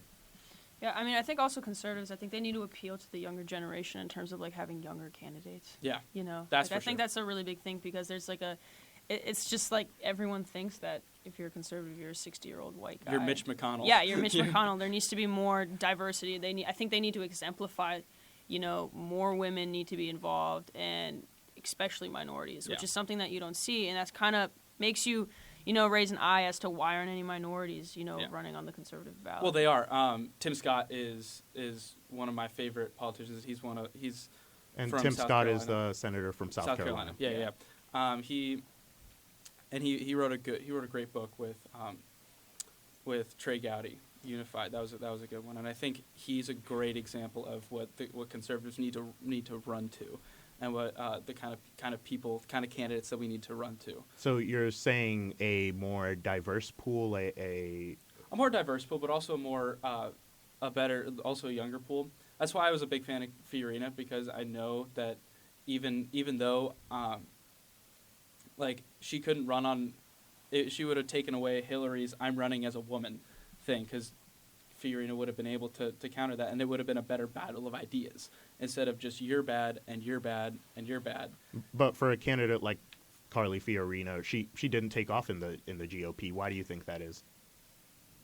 I don't know. She took off among some conservatives, mostly the Steven Crowder crowd. She took off among them, but she didn't take off among the low educated, the undereducated population, especially rural populations. But she did have the younger vote turnout for her. But I don't think she did well because I'd say because of the older population, they just didn't want a see woman. her.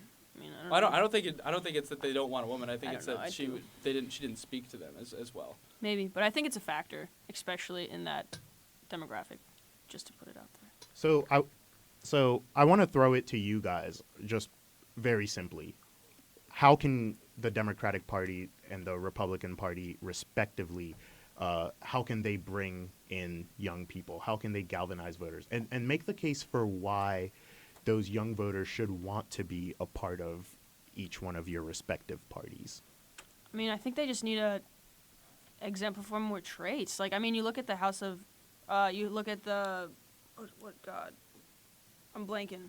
The representatives, the House of Representatives. I mean, how old are the majority? Well, I mean, we're talking about the Democratic Party. Oh, the Democratic Party? Yeah, make the case for why young voters should want to be members of the Democratic Party. I mean, I think they do. Mm-hmm. I personally think they do. I don't know. Statistically, I'm pretty sure that if you were to look it up, if the younger the voter is in terms of like 18 and I guess Gen Z, I think they're going to lean more.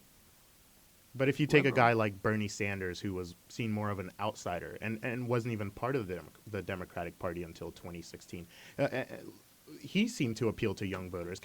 Let me ask you this: Why did Bernie Sanders appeal to young voters in 2016? And what can some of these guys who are more of the establishment Democratic Party, what do they need to adopt to do the same? I don't know, maybe more socialist values.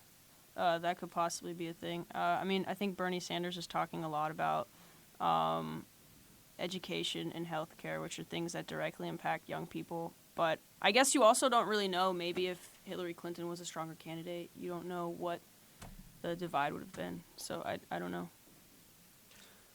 Yeah, I think from what I saw, it was a lot of people saying, I don't really know about his policies, but his heart is in the right place. Yeah. Like, they genuinely thought that he wanted good for the country. And I think that's what candidates need to do in general, is just wanting good for the country instead of wanting the other guy to fail and the other guy to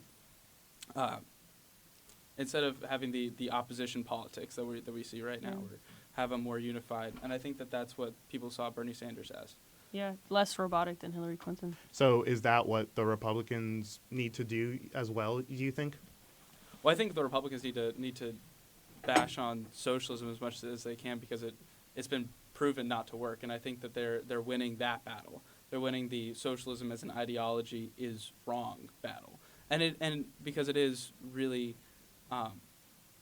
appealing on the surface, and it's really appealing to young people to get free college, free tuition, have that as a social service, when in reality it wouldn't work. Like it's not sustainable. So very quickly, we have John Carpenter here to give us an update on the latest happening in this 2018 midterm. John, what are you hearing? All right, Fidel, we've been keeping an eye on House District 7, and we were wondering why we had not gotten any reports from Chesterfield County. Well, according to the Richmond Times-Dispatch and the spokesman for the Republican Party of Virginia, polls at 2 precincts in House District 7 will stay open until 9 o'clock due to long lines. The precincts are Spring Run and Birkdale. So we will not get any results from Chesterfield till at least after 9. Polls had a 2-hour plus wait when the polls closed at Spring Run Elementary School this evening. So Spring Run and Birkdale open until 9 because of long lines. So that's where that will stand. So that's the very highly watched 7th District race between Republican Dave Bratt, the congressman there, and his challenger Abigail Spanberger. John just gave us the update that we will be not hearing the final results of that race until at least after 9 p.m. There are 2 precincts which have extended the time that they'll be open because of unusually long lines, and it seems like this is a very unusual situation. But earlier today, I had been hearing from the Virginia Public Access Project that district was projected to have 60 to 70% turnout, which is very high, and it would be the highest that district has ever had for a non-presidential year. So back to my panelists, I want to ask you guys, apparently VCU turns out at a higher rate than the nation, and actually we turned out at a 61% rate in 2016. That's higher than the national average. You guys are on the ground here, you're on campus, and you know people and you know what's going on.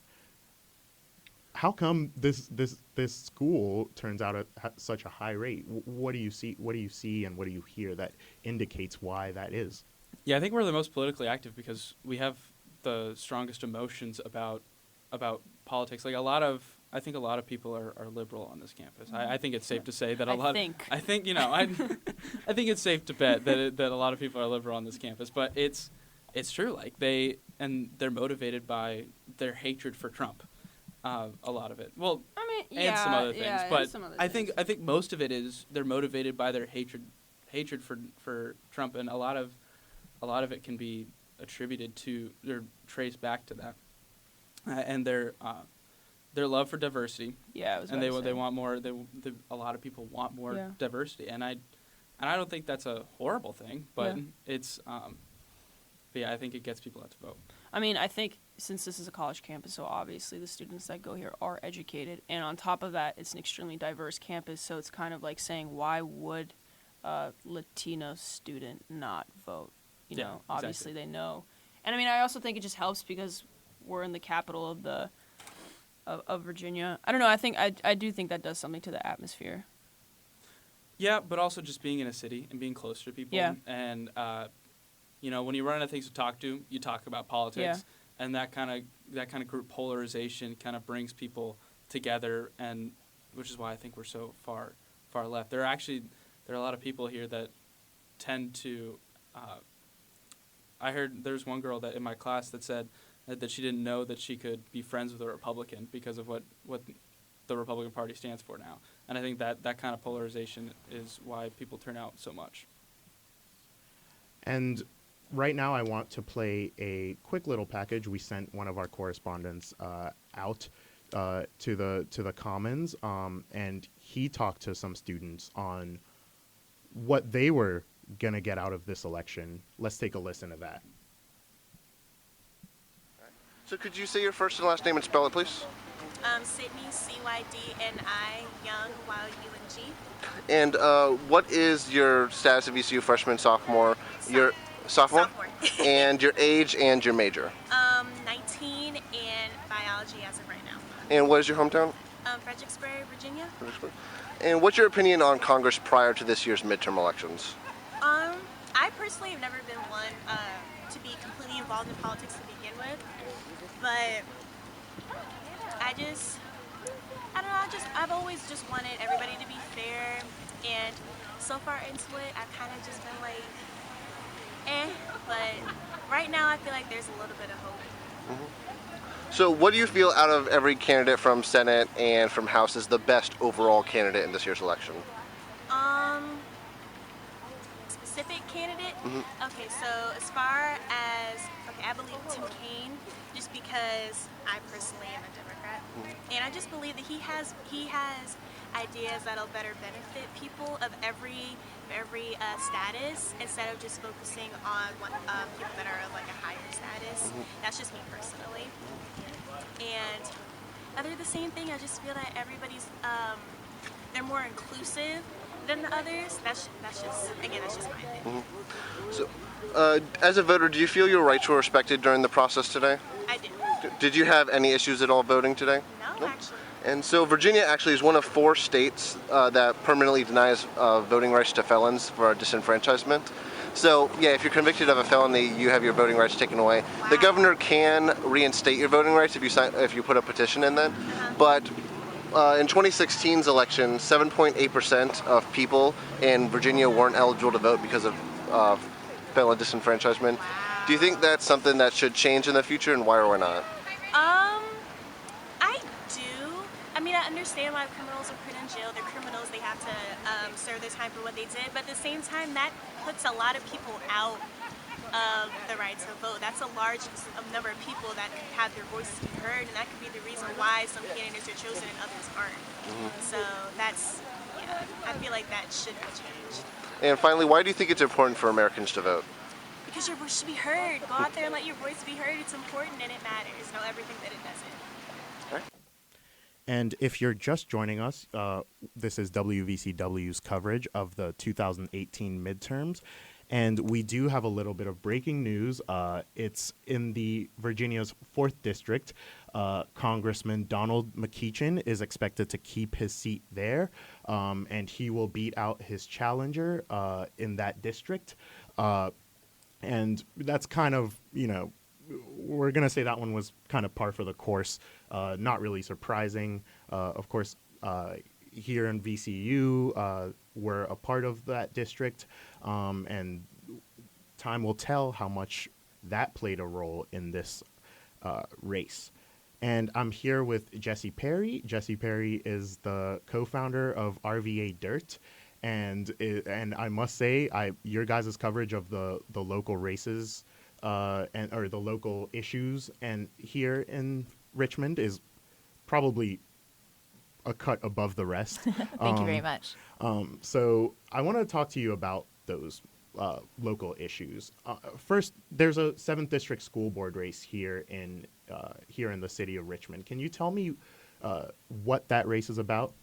Yeah, so right now we have 3 school board candidates. One of them is actually an appointed member of the board currently because the person who ran in 2016 had to step down, unfortunately.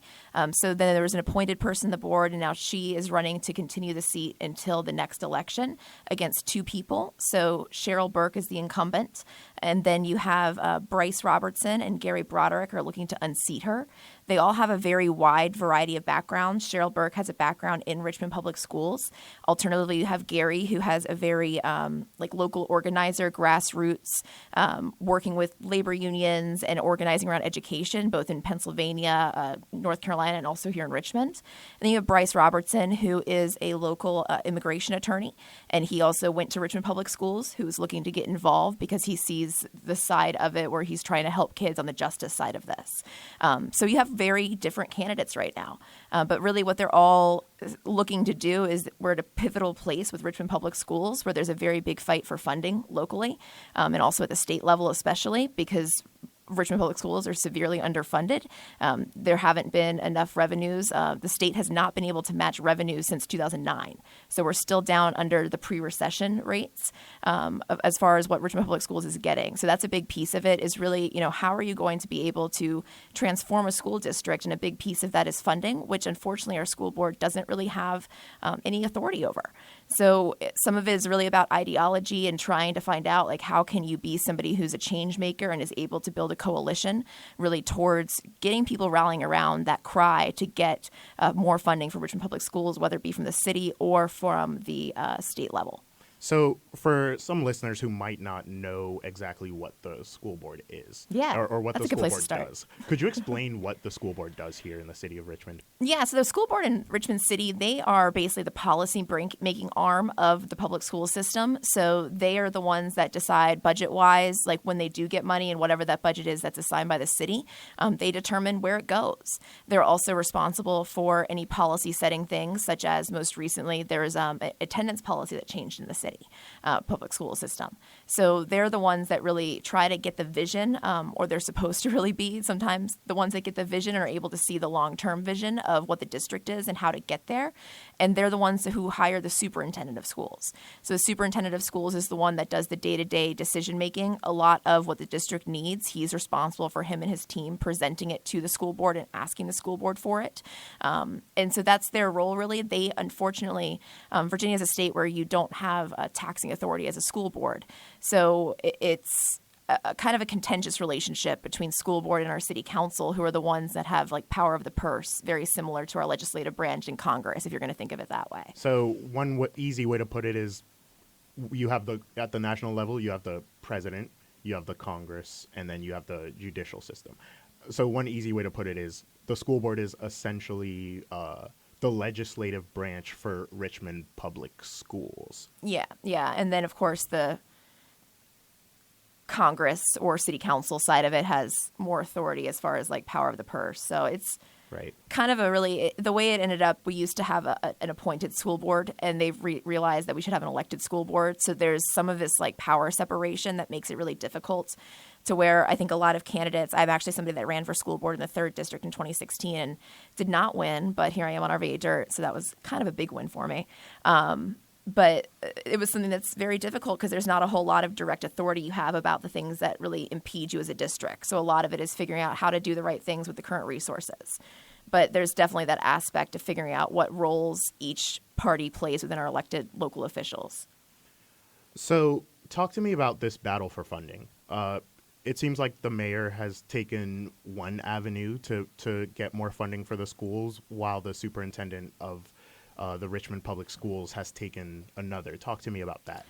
Yeah, so what's going on right now is speaking to the superintendent of schools, Jason Camras, he recently proposed a 10-cent increase in the Richmond City property taxes, tax rate specifically, which is something that, we have been that high previously. Actually, we've been higher than 10 cents higher than we are now. Right now, we're at $1.20, so this would have taken it up to $1.30. We've been a little bit higher than that, but basically, that would be one of the city revenues and levers that they want to pull. On the other side of it, you have Mayor Stoney, who recently implemented the meals tax, which is a 1.5% increase in our meals tax. That was earlier this year. I believe it went into effect in July, and that's specifically to dedicate towards school construction funds. And now he is seeking towards really battling it out with the state. The state has not just an issue with Richmond Public Schools, but with city schools all across the state, has really underfunded education.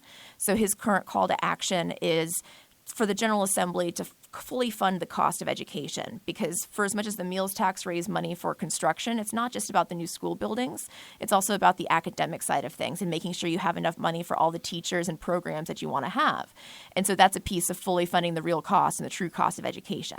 And that's the call with the state. There's also some background discussions that have just really started about how we distribute our local funding. So how the city actually determines, should it be formulaic to determine how much the school system gets. So there's some current discussion kind of going on around that piece of it. But it has put into a place where I think everybody's trying to just rally in general. And the big call right now is towards definitely the state funding side of it. I think that Superintendent Camrus, he recognizes the severe needs every single day. So I think his proposition of a property tax was he's really looking for an answer. He's really trying to find this solution to try to get this money, because he just worked with his team as the new superintendent as of, I believe it was February 2018. They just finished up their strategic plan. And every strategic plan action item, there's actually a total of 40 action items within the strategic plan. All of them are going to have a cost. And so for him to succeed and get Richmond Public Schools to where we're fully accredited, he's going to need money. So I think for him, looking at it and saying, this is something that's in the city's control and we have an urgent, critical need now. Can we please start making progress on this? I think that was him trying to position it that way. But right now, a lot of that focus is definitely on the state as we start moving into the General Assembly time period. Whether that's, right or wrong, or it just kind of is what it is. But there's a number of different organizations that are also rallying around that state cry. But it really hits at the same time as our local budgeting cycle. So I would anticipate in the next month or two to see what City Council does about local city funding for schools. Do we know what the battle for getting the state to fund Richmond Public Schools in the General Assembly, do we know how that's going to pan out? Do we have any idea what is expected to come out of that? Yeah, it's going to be a fight. Mm-hmm. So basically, the state situation really is that there's something called the LCI, which it's a composite index that looks at a number of different things, and it creates an idea of how much should the local district be paying. One of those things that it looks at is actually the real property value. And this is a piece where Richmond gets a little bit messed up on, because our real property value as a city is super high. We have much higher property values than you look at our neighboring counties. Here's where it becomes a problem. How much of that is tax exempt? So if you think about how much land and how many buildings VCU has, that's tax exempt land. If you look at how many, the whole capital area, any government building is tax exempt. So while you're having this place where saying, hey, you have these great property values, these great real estate assessments, that means you should be able to pay more. That only works if you're actually getting tax revenue for those buildings. So one of those pieces actually is the state pays something called a payment in lieu of taxes, which is frequently called the pilot. That is significantly lower than what their real property assessment would be if the state were to actually pay Richmond Public Schools what they were owed. So two pieces of this is really figuring out, can we fix the LCI rate and what the actual formula is. Could the state maybe pay their actual fair share of their payment in lieu of taxes that they should owe the city?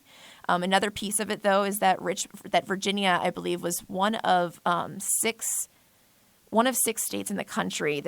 I actually just hearing this earlier tonight from the Commonwealth Institute. We're one of the 6 states in the country that do not have increased funding for economically disadvantaged students, like districts that have a high proportion of economically disadvantaged students. So there's a number of different things when you talk about different at-risk add-ons or ways that we could be looking at how can we really take into account the fact that a large population of Richmond Public Schools is economically disadvantaged. And there's a higher cost of education that does come with that to make sure that kids have all of the resources that they need to succeed. So the state's pushback, what it comes down to is that there's a question mark around, how are you going to convince other legislators to make a change where there's a limited amount of a pie possibly, then they're in their minds thinking, am I going to get less from my locality? And I think that becomes challenging for people because it's basically having to say, well, I'm going to give up money from the people who are going to elect me to a place that's not going to elect me.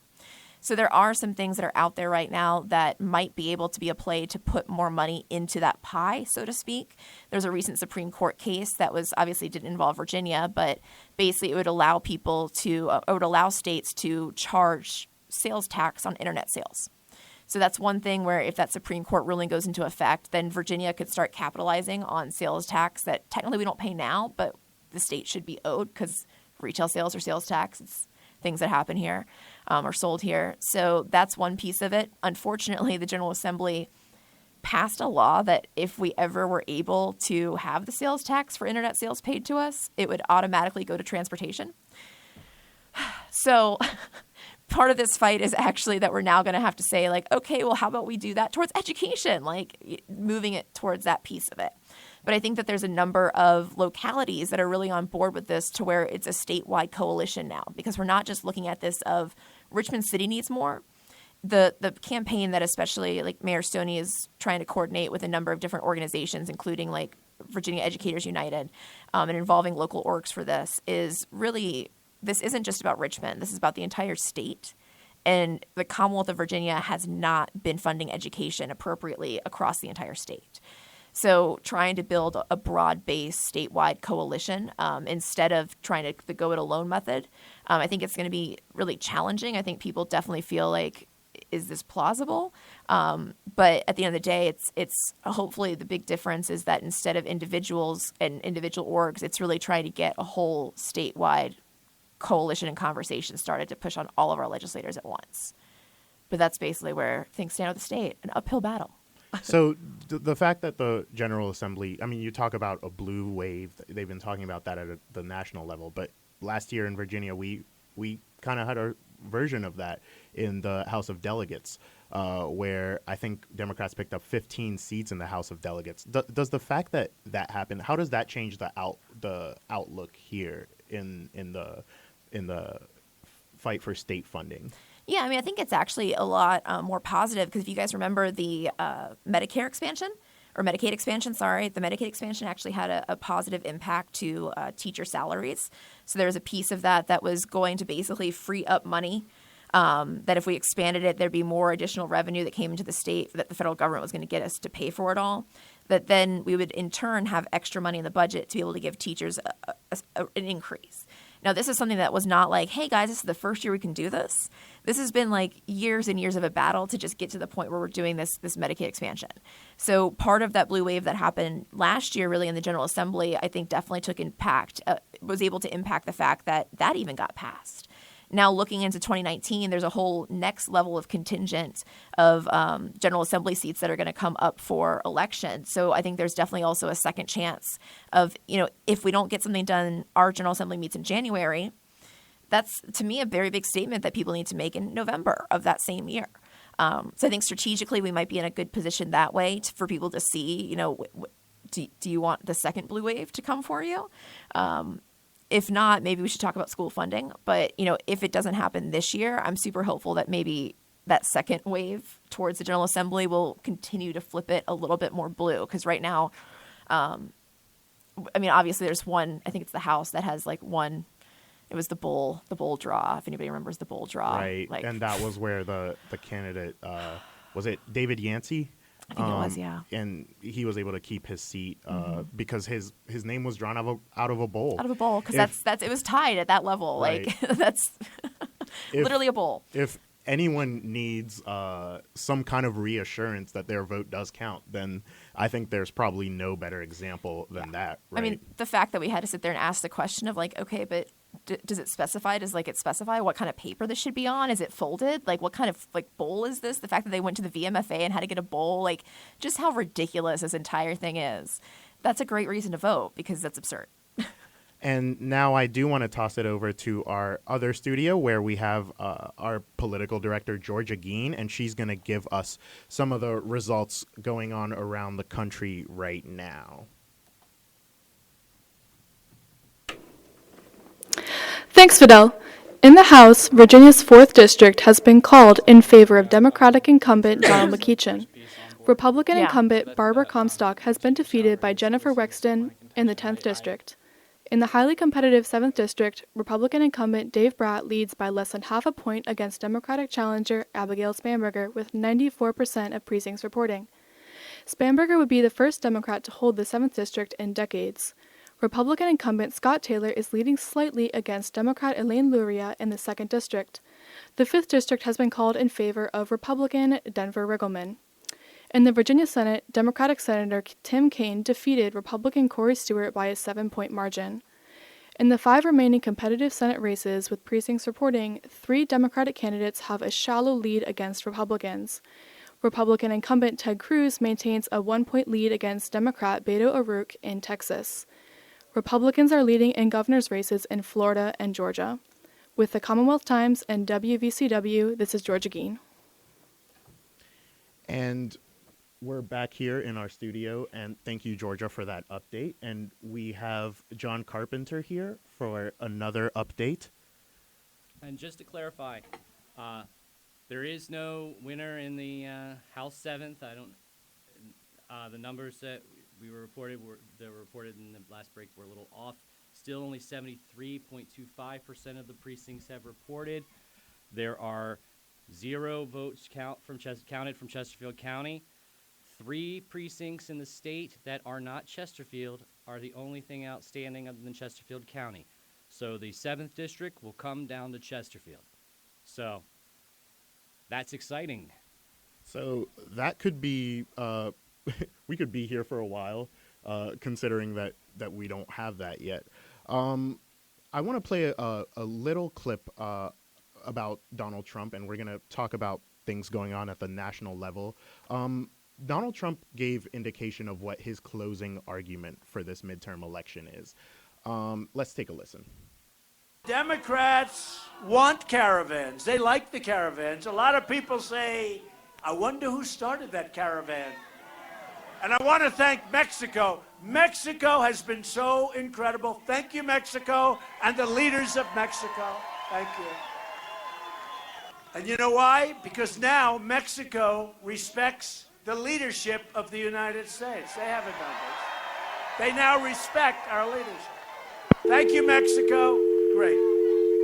We appreciate it. We do. But what they want is, and by the way, the wall, the people scream. So we started the wall. It's moving along. I want to build it rapidly. I can do it in a year. We did 1.6 billion, 1.6 billion. We have another 1.6. Sounds like a lot of money. When you're going for almost 1,000 miles, it's not that much. But the wall is moving. I want to do it in 1 year. I want them to approve the wall. The Democrats don't care about what their extremist immigration agenda will do to your communities, to your hospitals. What about your hospitals and to your schools? The Democrats don't care that a flood of illegal immigration will bankrupt our country. You saw the site. Did anybody see that bridge over the weekend? Did you see the bridge yesterday, today? I mean, is that an incredible situation? It's sad. And it's sad, honestly, it's sad from both sides. It's sad from their side also. We're going to figure it out. I'll be honest with you. I've already figured it out. You're going to be happy. We're going to make a lot of people happy. We're going to make a lot of people happy. So this caravan that Donald Trump keeps talking about and that we keep seeing on like Fox News, for example, it seems unusual that a president that's doing this well, when the economy is doing this well, rather, that the president would focus on this other issue, the caravan. Craig, I want to get your take on why the president is talking about this. You know, I think that the president's talking about this because it's so relevant to the voters in Arizona. And that Senate race is of huge contention, is of huge value to the Republican Party. I think that race is his main reason, but also because I think he's probably tired of trying to appeal to the left side, because he knows that they hate him. He knows that they're going to be against him no matter what, especially in like the MSNBC folks. Like, he could tout out the economy all he wants, and he's not going to drum up any support, but he'll fire up his base in Arizona by saying the caravan's coming and it's going to affect you guys. I think that's going to be the main reason that he did it, just because it's going to be such a point. He's tired of it. Jesse? I mean, I think he's doing it because he's been fear-mongering people and making very dog whistle racist to outright racist remarks for the past how many years of his presidency. I guess we're in feels like it's been 5 years for me. I guess it's a year and a half, a little over, almost 2 years. And I think that this just builds on that. If you look at the timing of, to your point, the elections coming in we're right here, right by it, you know, it's hard for me to believe that it's outside of him trying to capitalize on that existing fear. Unfortunately, you know, this is something that I come back down to where I've criticized media, I criticize ourselves about this. You know, we also let ourselves be absorbed into this. Like the fact that these kind of tactics work of letting this wave come through, of getting everybody to a place where we're going to react from fear versus trying to examine these policies and have been working on them for a while is unfortunate, I think. Because I think there are conversations that need to happen on all sides of the aisle about many, many issues. But at the same time, trying to fearmonger people about people who are looking to seek help and trying to make this misperception around, what this asylum process is and the impact to the economy and all of these other concerns that are really conflated and not talking about reality. I think it absolutely is to try and pander voters to try and get them to the polls, because this is something that he's been building on for the last 2 years and even in his campaign. This is really just taking advantage of that momentum and knowing that it is going to rally people to the polls in a time where, with this blue wave that's been happening, that's something that we knew coming into this election was going to happen, was high voter turnout. So I think that is an absolute critical need where they're starting to see we have to get more people to the polls, especially at the same time that the Democrats are trying to also get more people to the polls. And I think this is something that definitely rallies his base. I mean, if he's able to also at the same time push some of his policies through and capitalize on it and get everybody to take a strong stance, I think that's just a fringe benefit of him being able to push forward policies that he's been saying for a while. But I really think it's about them trying to win these elections. Yeah, I don't think it's a dog whistle race thing. I really don't. Like that's one of my biggest points of contention with Democrats is when they say that, when they call them out for racism. I just don't think that's the case. But I can get behind what you're saying about fear.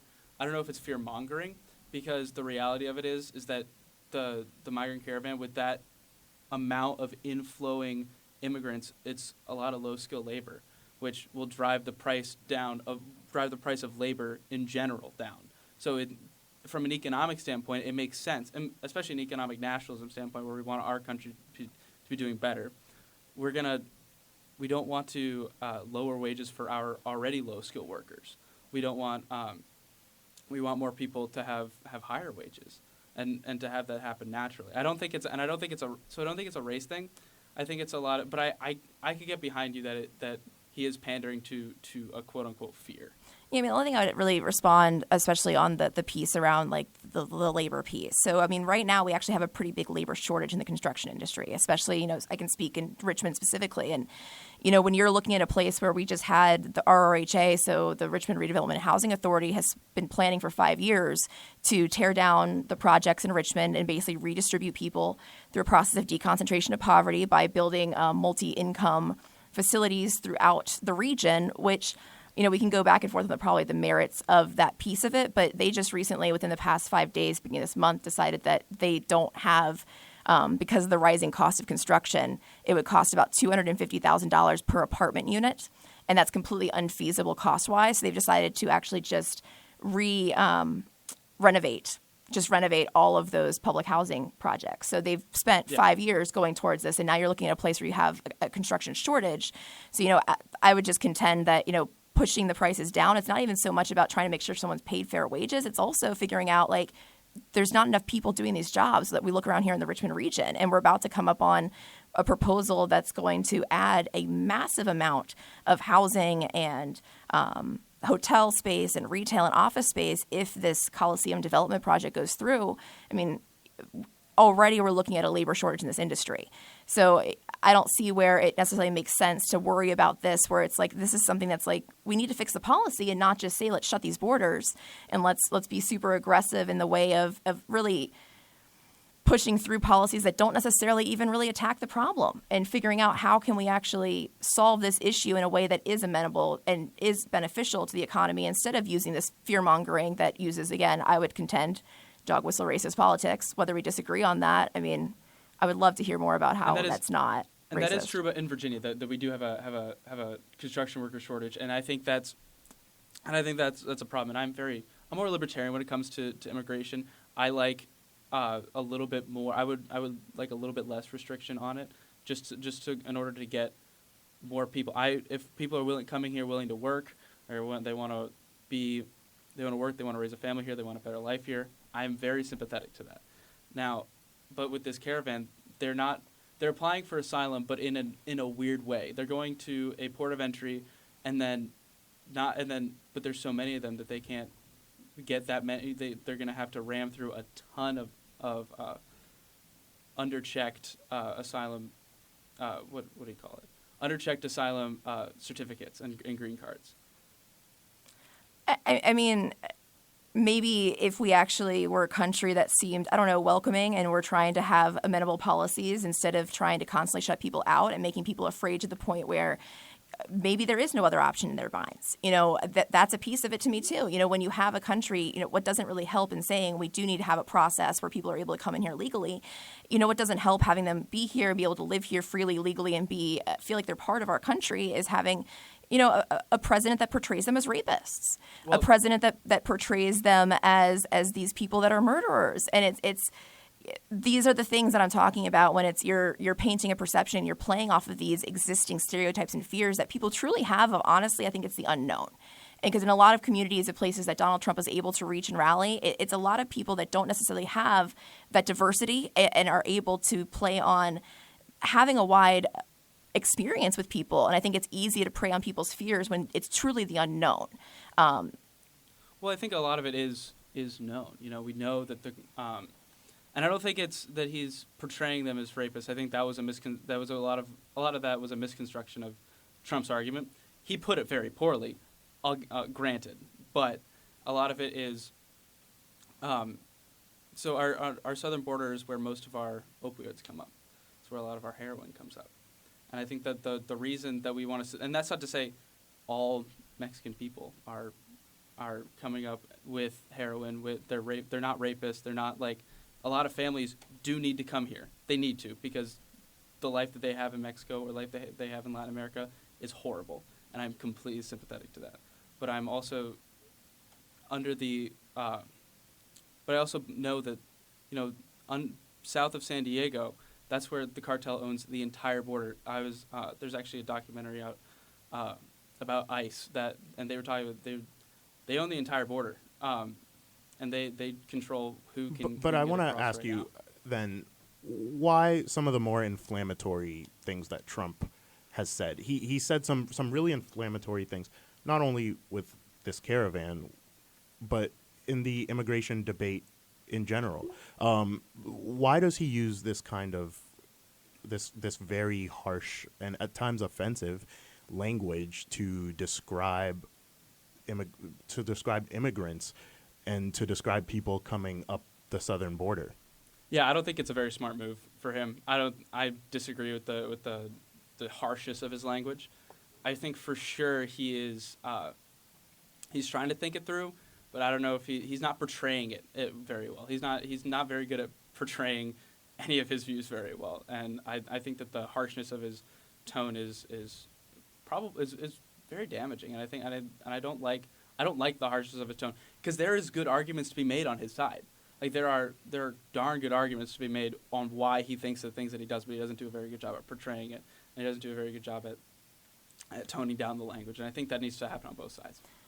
I think that he knows exactly what he's doing. I think he knows exactly the base that he's trying to rally, and I think he knows exactly who is going to hear those words, and I think it's intentional. I mean, to your point, there are better arguments to be made. There are things that can be articulated, and not just by him, but by people that he ends up putting into position. So I would just contend that, at the end of the day, I think it's an intentional decision to rally a certain base. Thank you, panel. Thank you, Jesse. Thank you, Craig. And I want to highlight one of the other issues that has been brought up before the midterm elections, and it's actually the Kavanaugh argument or the debate around whether to confirm Justice Brett Kavanaugh. And some say that gave Republicans a bump in the polls shortly before the midterm. It has yet to be seen what the effect of that has been. But I want to play a clip from WVCW News' flagship podcast, One Credit News. And I want to play a clip of how that covered the whole Kavanaugh confirmation issue at the time. And this is a clip from October, from the middle of October. The lead story this week is a national story. The country has a new Supreme Court justice this morning. Brett Kavanaugh was sworn in overnight, ending an epic and bitter battle. Again, it's the confirmation of now Supreme Court Justice Brett Kavanaugh after a bitter partisan fight in the U.S. Senate. The Senate voted to confirm Kavanaugh with a slim 50-48 majority in a roll call vote. That's the lowest majority any Supreme Court justice has ever gone through with. But there were some small surprises, if you will.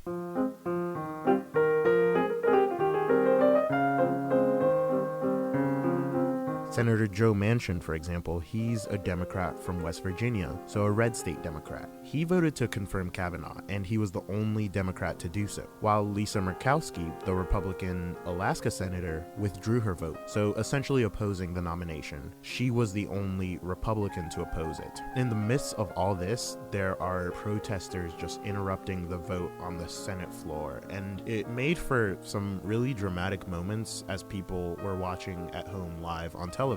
But a short time after, Kavanaugh was sworn in, and on Monday he got to work. So no matter what happens in Trump's presidency now, the fact that he was able to see out this conservative vision for the Supreme Court, which now has a 5-3 conservative majority, and also that he was able to inundate the federal courts with conservatives, those things will be a big part of his legacy and will have an impact for possibly decades and decades to come.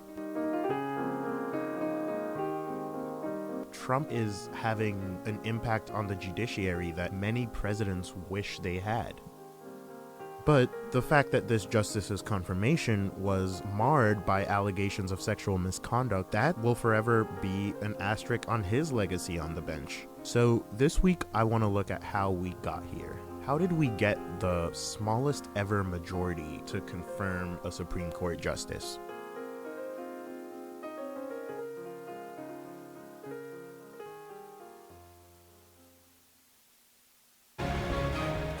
Good afternoon. We're coming to you with major breaking news from the world of politics. Supreme Court Justice Anthony M. Kennedy announcing he will retire. This leaves a major opening. Kavanaugh's story really starts in June when Justice Anthony Kennedy, he's a conservative but is known to swing to the other side on some issues. He announces that he's retiring. And of course the Democrats in the Senate and around the country immediately oppose the president replacing him until after the midterm elections. They recognize that this could imperil crucial court precedents like Roe v. Wade and Obergefell, which made gay marriage constitutional.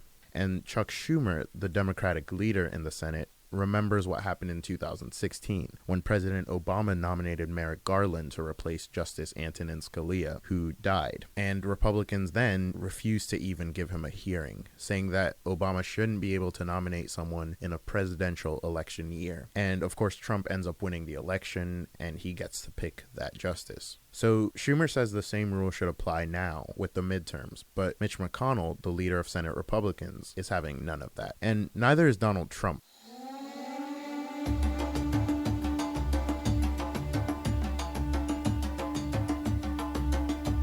Who really wants to hurry up and approve someone in the Senate before the midterms. That way he's still assured a Republican majority in the Senate. And so he goes back to a list of 25 potential conservative nominees that he released during the 2016 election. And that list has some household Republican legal minds, with what are considered 6 frontrunners who are all appellate court judges. There's Thomas Hardiman, William Pryor, Amul Thapar, Joan Larson, Amy Coney Barrett, and Brett Kavanaugh. Kavanaugh is pretty conservative. He's 53, which is young for someone in this position, and he has a pretty firm view of a strong president that shouldn't be subject to legal pressures like indictments. And all of those things are probably very appealing to Donald Trump. And in early July, tonight, it is my honor and privilege to announce that I will nominate Judge Brett Kavanaugh to the United States Supreme Court. That's who Trump announces that he'll go with. And so it sets up this legal battle to get Kavanaugh confirmed by the Senate before the midterms. On September 4th, Kavanaugh comes down to Washington for 3 days of hearings before the Senate Judiciary Committee. That's the 21-member committee in the Senate which will vote on whether to send his nomination to the full Senate. It's controlled by Republicans. But Democrats are employing a strategy of trying to delay and disrupt these hearings. Mr. Chairman. Brett Kavanaugh. Mr. Chairman. To serve as Associate Justice. Mr. Chairman, I'd like to be recognized for a question before we proceed. on some technicalities and the fact that there are thousands of documents on Kavanaugh's background that haven't been reviewed by the committee. Less than 15 hours ago, 42,000 pages of documents that we have not. Meanwhile, protesters, one after the other, are yelling and screaming and getting kicked out of the Senate Judiciary Committee room. And these hearings, which are typically very milquetoast, become a spectacle on live television and on C-SPAN. Then on September 12th, about a week after the hearings, The Intercept drops a bombshell report saying that Senator Dianne Feinstein has a secret letter detailing allegations of sexual assault against Kavanaugh. 4 days later, the Washington Post runs a story in which Christine Blasey Ford is on the record, and this really puts meat on the bones of this entire story. It's all very graphic stuff, detailing Kavanaugh's alleged behavior at a high school party. She says he and his friend, Mark Judge, trapped her in a room and sexually assaulted her and covered her mouth while she attempted to scream. And while she says she ultimately got away, she describes the event as causing her years of anxiety thereafter. And Kavanaugh immediately denies the allegations. But all of this leads to senators calling for an investigation into this matter, and Ford and Kavanaugh both accept to appear before the Senate Judiciary Committee. Then a second accuser comes forward, Deborah Ramirez. She claims Kavanaugh exposed himself to her at a college party at Yale. Days later, a third woman submits a statement to the committee, Julie Swetnick, and she claims Kavanaugh and Judge were at a party where she was gang raped. Then, on September 27th, Ford and Kavanaugh appear before the committee, and Ford details the allegations in a very remarkable and detailed hearing. She tells the senators that she is 100% sure that Kavanaugh sexually assaulted her. Hours later, Kavanaugh testifies, and he denies the allegations totally and says they're a political ploy by the Democrats. The next day, the committee is ready to hold a vote on whether to send the nomination to the full Senate, and it's unclear which way some senators will vote. Then Jeff Flake releases a statement in support of Kavanaugh. I cannot imagine that for the next 50 years, they will have to have someone. And moments later, he's confronted and cornered by women in an elevator, including survivors of sexual assault. I was sexually assaulted and nobody believed me. I didn't tell anyone, and you're telling all women that they don't matter, that they should just stay quiet, because if they tell you what happened to them, you're going to ignore them. That's what happened to me, and that's what you're telling all women in America, that they don't matter. They should just keep it to themselves, because if they have told the truth, you're just gonna help that man to power anyway. And he looks genuinely pretty moved by this. Then, when it's time to vote, he announces this deal with Senator Chris Coons, a Democrat from Delaware, to delay the vote for at least a week while the FBI investigates the allegations. But in that week, there are still issues with the investigation and questions about whether the White House, which has directed it, is severely limiting the scope. And amid that criticism, the White House slightly expands the probe. And last Friday, the findings of that investigation were delivered to the committee and placed in a vault for senators to come read. On Saturday, it's all over, and Kavanaugh is approved with a 50 to 48 majority. But this conversation about sexual assault allegations and where we go from here, that really picks up with these events. And as for the Supreme Court, it seems like time will be the only way that we can tell what the implications of such an ideological shift on the court will be in terms of law. And if you're just joining us, welcome to WVCW's coverage of the midterm elections in 2018. We are following a number of races, including one very close to here, and we have John Carpenter here to explain a little bit of what's going on in that race. All right, thank you, Fidel. In the 7th District House race, we are down to, again, just waiting for Chesterfield County votes to come in. Dave Bratt continues to hold a lead over Abigail Spanberger with no Chesterfield precincts reporting. 2 precincts, Spring Run and Birkdale, did stay open until 9, but the State Board of Elections is reporting that they have now closed. So we should be starting to get some numbers here shortly. All right. Thank you, John. And I want to pivot over to our panelists. We have Dr. Alex Kina here. Alex, welcome back. And Dr. Andrea Simonelli, welcome back. So what we just heard was a clip from the One Credit News podcast on the Brett Kavanaugh hearings and his confirmation to the Supreme Court. Some have said that gave Republicans a boost in this election. I mean, we don't know what the implications of that will be yet, but what is your sense of how this affected the public debate here in the country?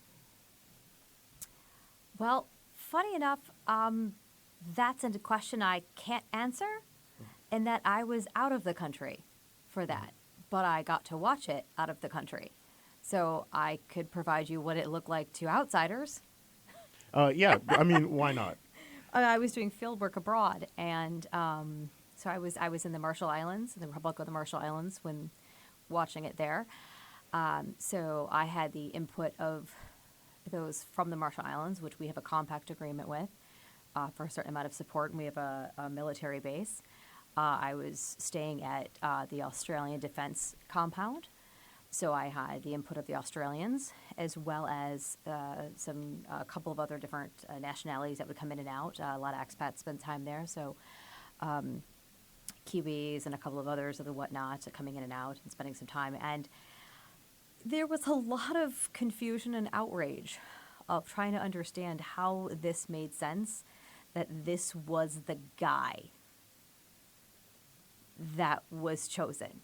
And I think what I heard was a varying perspective of wanting to still defend the idea of youth and, kids will be kids, and then to push the subject of, yeah, but that's also the fear of a lot of women, that's what the situation that you're told as a young woman to be fearful of is what happened, and the what you're seeing come out from Christine Blasey Ford's testimony, and the response of other expats from other countries saying, how is it that this is the guy when they could kind of have anyone? So it's a bit of an outrage and not understanding, and still trying to get how is America here?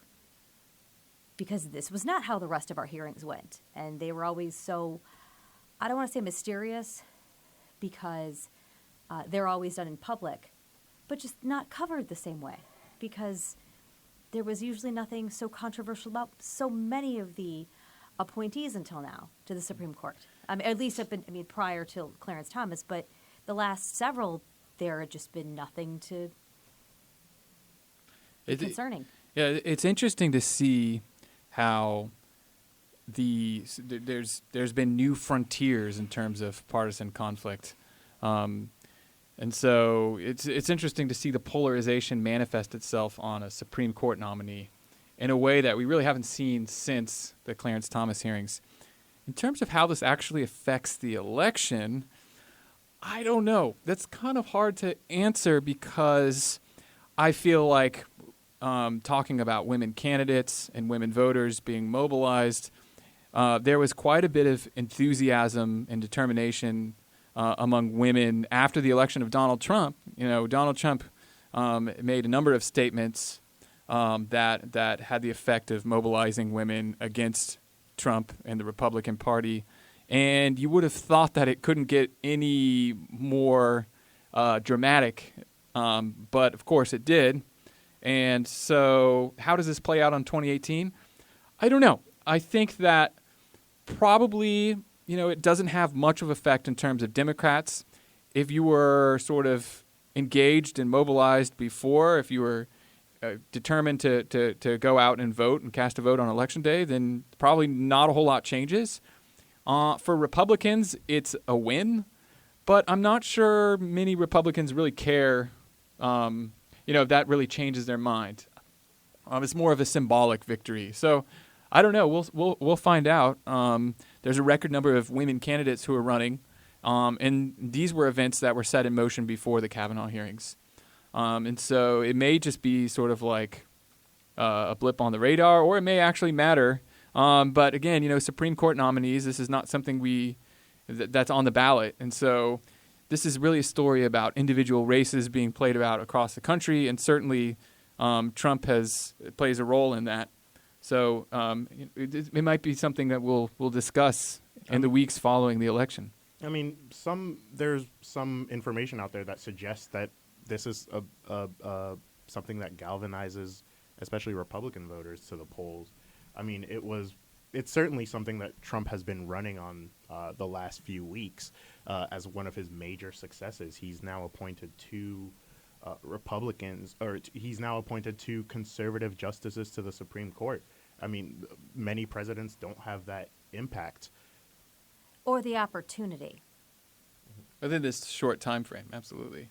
So it's an awkward discussion in that it's an accomplishment, but also with the opportunity and having someone stepping down to retire, it still could have been anyone, and this was the choice.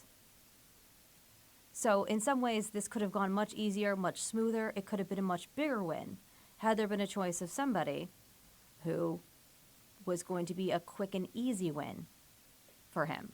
Mm-hmm. But his choice made a much bigger headline splash and controversy because there was a lot more here than could have been. I mean, they get when someone like him anybody who comes to office, the parties have done these great list efforts in figuring out who could be potential candidates for these types of roles. So it's not a new selection process. So in making him the choice, this could have been easier. It could have been a bigger win. It could have, he takes anything in stride and goes with whatever he wants and will, brazenly defend it to the death, the way he kind of defends anything he has to say. But it could have been a more solid win for the broader Republican base, and this was still the choice. So it's still, I think, a little questionable as to the win in and of itself, because it's still a tricky win. Yeah, I can't remember a single election or a single president for that matter, although I'm not that old, so I don't speaking from experience is kind of limited. I can't remember a single time when a president boasted about getting a Supreme Court nominee confirmed. I mean, this is just pro forma. I mean, before... Yeah, they usually just go right through, give or take. Sure, yeah. There's for a the most part, yeah. couple of instances in which a nominee was not qualified, or there were some questions about whether they were too politicized. But what we have seen is the politicization of the Supreme Court nomination process. That is something that's new. And so, I can speculate, but I really don't know what's going to happen. We're writing the book right now. Certainly, though, you would think that with a record number of women candidates running for office, this gives them some sort of ammunition. And this fits within a broader narrative about the Republican Party and the incredibly massive gender gap that we're seeing right now with regard to President Trump's approval rating. Right now, I'm just going to sort of summarize all the polls. Women are about 2-to-1 opposing President Trump, whereas men are about 50-50. I don't recall in my lifetime any sort of gender gap with regard to the president. So it's pretty remarkable what we're seeing. And, of course, women in both the Republican and Democratic Party are running in record numbers, although the Democrats have an outsized share of women candidates. And so, if I think about how this election is going to be remembered, it may well be that it's a matter of it's going to be like another 1994 when it was the year of the woman, where you have massive numbers of women who are participating in campaigning and voting, and maybe that's the biggest story that we see, in the days that follow, in the years that follow this election. But I don't know. Well, that definitely started way before. I'm sorry. Very quickly, we do have some correspondents out in the field who are at watch parties. Mm-hmm. So I want to... and we're here with you. This is probably the best watch party of awesome. all of them here with WVCW. We're going to toss it over to them, and when we come back, we'll continue that discussion on women in this election. Good is Erica Mogan for WVCW News, and I'm here at Baja Beach where U of R and BC Election Night Party is happening. Right now, the mood is frantic as polls have started to close. We are looking for results. I am here with BC student Selena Lohr. My question to you, Selena, what urged you to vote during this election? I feel like people don't really think about the midterm elections as something really important, but it's my civic duty to vote. I currently intern in the governor's office, so I feel like I see firsthand the effects that the current administration is having just on everybody. And yeah, it's really important to vote. So I'm glad that I have the opportunity because so many people don't and they don't have a voice. Thank you so much, Selena. My name is Erica Mogan, reporting for WVCW News at Baja Beach. This is Christina Burgess from WVCW News. I'm currently at the Westin located at 6631 West Broad Street at the Abigail Sandberger Watch Party. Right now, the spirits are high. They were high as soon as 7 o'clock hit. The two ballrooms have filled immediately. Within about 30 minutes, they have the overflow room and they have the actual ballroom where Abigail will be speaking. While I've been here, I have seen people hugging, congratulating already. I've actually noticed something. Everybody was mainly on their phones these past 20, 25 minutes just checking the results there. We have the results on the screen, but people are saying they can get the results way faster on the phone. I had the chance to talk to a local Richmond mother, Miss Megan Morgan, her 10-year-old son Matthew. And Megan told me that the first time she heard Ms. Sandberger speak at an event that they had downtown, she knew that she had her vote. She said that Sandberger spoke on key issues that women and minorities alike could really benefit from. And I also had the chance to speak with a family of 5 where they also said they have been Sandberger fans from the beginning, ever since they found out what her key issues were. They said that they believe that voting in midterms are even as important as voting in the overall presidential election. For WVCW News, I'm Christina Burgess. This is Katie Bashista for WVCW News. I'm at Dave Bratt's election party at the Hilton Hotel in Short Pump, where I would estimate there are maybe 150 people now in the biggest ballroom in the hotel. They are still playing results from the different elections across the nation. The mood here is very excited, very anxious. Different members of his campaign, his staffers seem like they're reuniting. Everyone's just anxious to hear the results. And we do have John Carpenter. John is back with an update on that very, very contentious 7th district race in Virginia. That's Dave Bratt's district. John, what's the latest? All right, Fidel, just to give you an update for right now, there are 9 precincts left to report. Abigail Spanberger currently leads with 156,072 votes to Dave Bratt's 155,029 votes. Just at a quick glance, the provisional and absentee ballots are going to have a huge play in this. Jacobs Road and Five Forks are 2 of the districts that have not reported. Cosby District has also not reported. Lots of still precincts waiting for their reports. Just 9, though, left, and then we might have a little bit more clarification on who's going to be the congressional representative from Chesterfield, Henrico, Hanover, and Culpeper, wherever else that district goes. Thank you, John. And panelists, I want to get your reaction to what the latest news is on this 7th district race. We knew it was going to be close. We knew it was going to be contentious. We knew it was going to be heated. We didn't know that all these developments would occur. So I want to ask you guys, real quick, what's your reaction? Well, I think it shows what a ground game, can do for a campaign. And that's just coming from experience that, with a good message in a ground game, you really can get in if you start early enough. And of course that necessitates a lot of money because that used to be my game.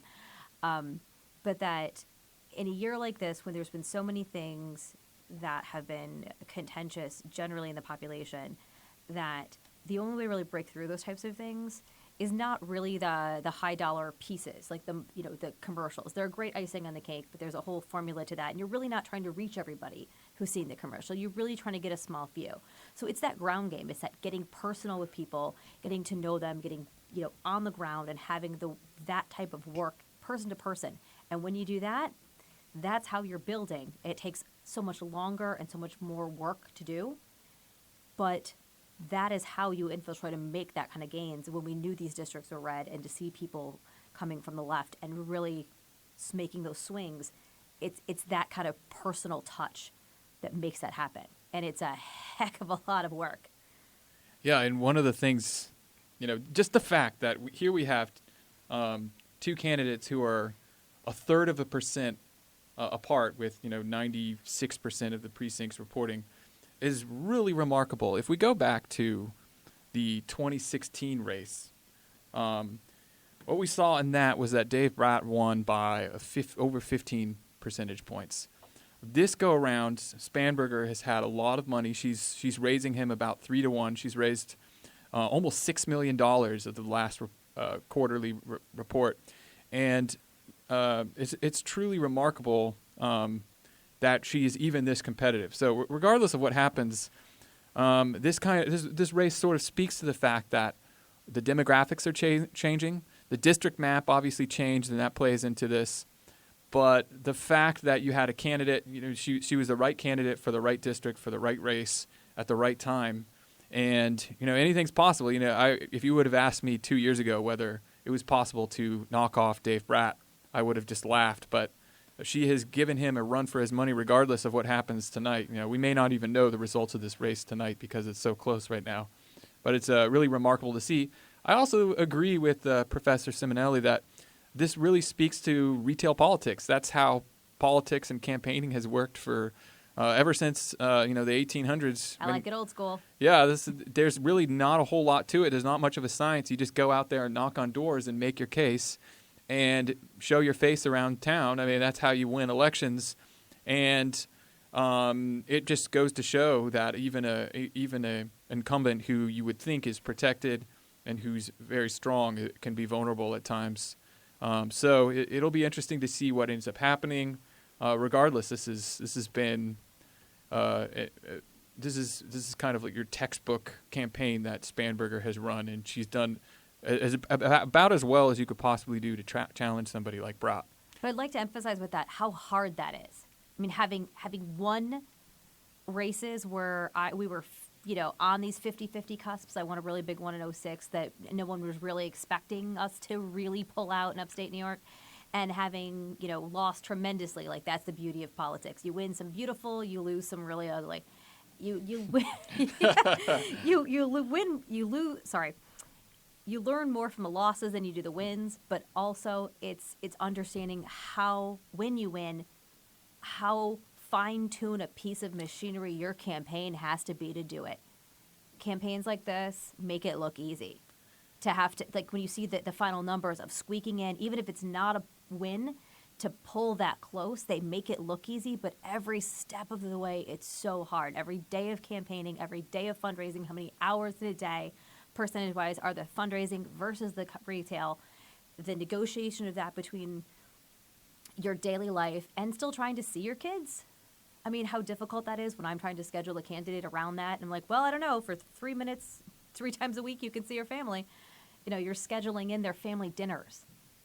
You're working till midnight West Coast time, making phone calls for money. It's exhausting. Campaigns that textbook make it look easy, every bit of that is blood, sweat, and tears beyond what I could really express. I think it also shows that somebody like Bratt is in a tough position. I mean, part of the job is actually governing. Part of the job is actually going to Washington and spending time in Washington. That's time that you're not campaigning. And that's time you're not campaigning when it's early on in your career. In this case, he's a 2-term representative, and he's vulnerable. He's vulnerable because he can't go knocking on doors, and there is the enthusiasm gap. Part of this is a story about the Brett Kavanaugh confirmation, about President Trump, and about just a district with Democratic voters who's just waiting for the right candidate to come along, and so if you talk about the candidates being in tune with their district, clearly the redistricting has an effect on Bratt. It has an effect on his knowledge of the district, and that absolutely has made this race competitive.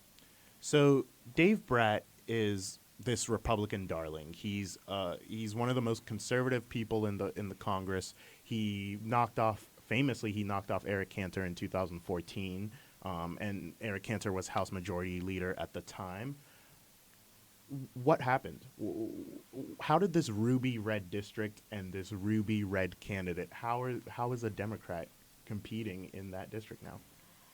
The world's different than it was 4 years ago. I mean, is the short amazing story? It's true. It's true. Oh, I feel like it was a lifetime. I mean, like last week was a lifetime ago. Am I right? Yeah. The news cycle. I know, as it is now. To think what 4 years ago was life. And, you know, that was part of how the Tea Party and those really far right-wing candidates became popular. This idea like, oh, you're too sophisticated and too in Washington, and how dare you spend your time leading? Well, you know, I hate to break it to people, but, like, governing takes time. And so someone like him, the attacks against him about not being in district and whatnot, guess what? You can't always be. I've worked with challengers. I've worked with incumbents. It's exhausting. It's a hard job. It is not easy to be a member of Congress. No. But I will say that one of the things I do, I teach the U.S. Congress course for the political science department here at VCU. And one of the things we do is actually look at commercials, campaign advertisements. Ugh. And it was hard for me to find a Dave Bratt campaign ad. And the one I did, I actually had the students look at it, and it was a very standard sort of generic ad of kind of a rural Republican district, appealing to veterans, appealing to the elderly. The thing is that district changed, and members of Congress don't control certain things like the district boundaries. And the federal court ruled that the Virginia State House, which at the time drew an unconstitutional racial gerrymander in 2011.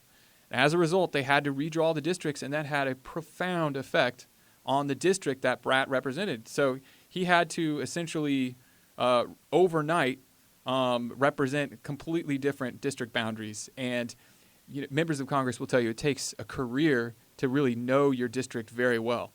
And that's something that is a challenge. And perhaps he did not see this challenge coming because 2 years ago, the Democrats did not have the time to put a high-quality challenger in, and he sailed to victory. And so this is just a lesson about how you need to be in tune with your district. But it's not easy because, he's trying to have a career in Washington. When you are coming in and you're a sophomore House representative, you're essentially a backbencher. And so you have to work your way up. And so sort of tragic. It's hard to run on accomplishments. It's hard to run on accomplishments. There are no accomplishments. And so he's been one of the few members of Congress who has been putting the Republican tax bill front and center in his campaign. But one of the problems is most American voters don't believe that the tax bill actually benefited them. And so it's a tough sell. And there's no coincidence that you're seeing other candidates sort of distancing themselves from the tax bill. So just the latest on that Dave Bratt race, the 7th district. We're waiting on 6 precincts to come back, and Abigail Spanberger is up by 1,800 votes. So Abigail Spanberger has the 1,800 vote lead in that race with 6 precincts, not 6 precincts reporting, but 6 precincts that we're waiting on. So maybe we get these results tonight, but what I can tell you is it's very close. It's very close. So staying with Dave Bratt, he ran on this campaign that kind of what was standard with the GOP this year. He kind of ran against Nancy Pelosi, and there was one debate in Virginia where he must have mentioned Nancy Pelosi at least 50 times. Can you guys explain what is your thinking of what is behind the strategy of running against Nancy Pelosi in this race? Someone gave him a memo. I mean, that's the whole idea. I mean, it's a top-level strategy, run against Nancy because she's from California and she's this typical liberal we can demonize. But the thing is, she doesn't relate to Virginians. She's not who you're running against. A lot of Virginians probably don't really know who she is to begin with. I mean, you're making a big assumption. I mean, we both teach political science, so it's not like we don't know the level of basic understanding. Most people can't even identify House speakers and whatnot, let alone the minority leadership. Like, it's... She has a lot of negatives. I mean, those who do know her, right, who are Republicans, don't like her. But I think that the Democrats chose the right person because Spanberger was not and is not a typical candidate. The fact that she had national security credentials is not something you typically see associated with Democratic candidates. And, you know, she isn't a politician. And so it's hard to make that connection. You know, that might be something that some of Bratt's supporters liked, you know, that attack line potentially resonated with some of Bratt's supporters. But we're talking about suburban voters who may not have even had the opportunity to vote for Bratt in previous elections, and he needs to still make a positive case for himself. And so, you know, he ended up raising quite a bit of money.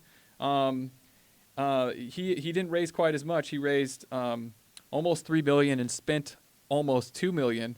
But, you know, he was outspent by Spanberger 3-1. And so in that vacuum, she's able to define herself, and she's able to introduce herself.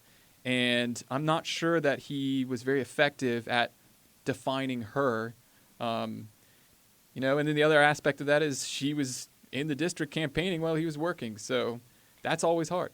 Well, and that's the thing. If you can't try to compare someone to Nancy Pelosi who's not been in politics, it's not a comparison that really makes sense in a lot of ways because there's always a new election for speaker. And everyone comes together and has to decide. And that's only if the Democrats pull out leadership. So either way, it's making a boogeyman in a district where it still might be a moot point. So I guess part of the idea, the appeal of that attack is that it says that if the Democrats, you know, she's part, is a way to nationalize the race. It's a way to say, if you vote for Spanberger, that's a vote for Democrats, and we don't want the Democrats to control the House of Representatives. But again, congressional... Is that a good strategy? Republicans want to nationalize But they've been in charge this for race? years now. So it's like, it's a negative campaigning against, instead of saying, look at us, look at all the great stuff we did, I'm already in charge, yay me. And I know that's a very low level of putting it, but at the same time, you are in charge.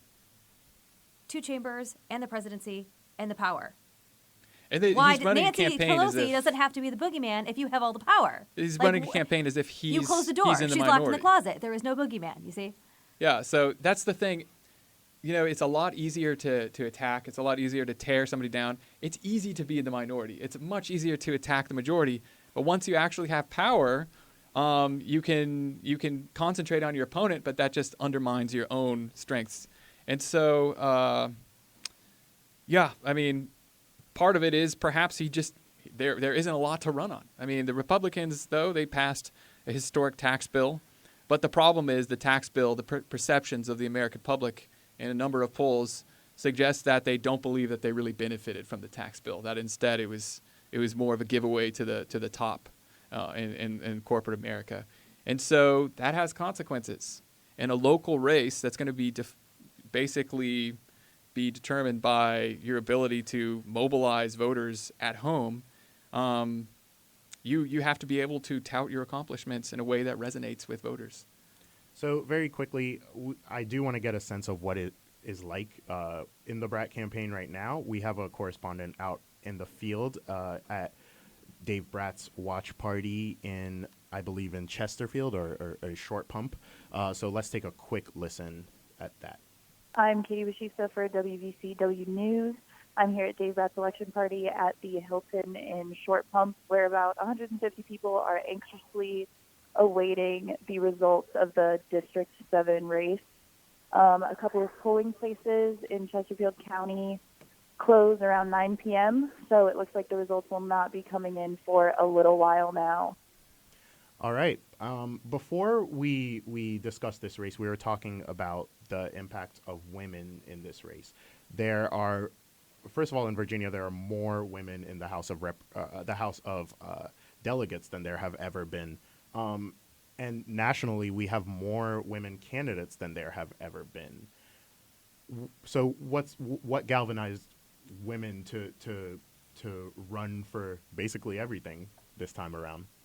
Trump anger. Oh, you want a longer answer than that? It's really hard for especially women in the Democratic Party, and you've seen a lot of Republican women try to figure out a way to find a voice when you've been dealing with a huge level of misogyny kind of thrown in your face daily.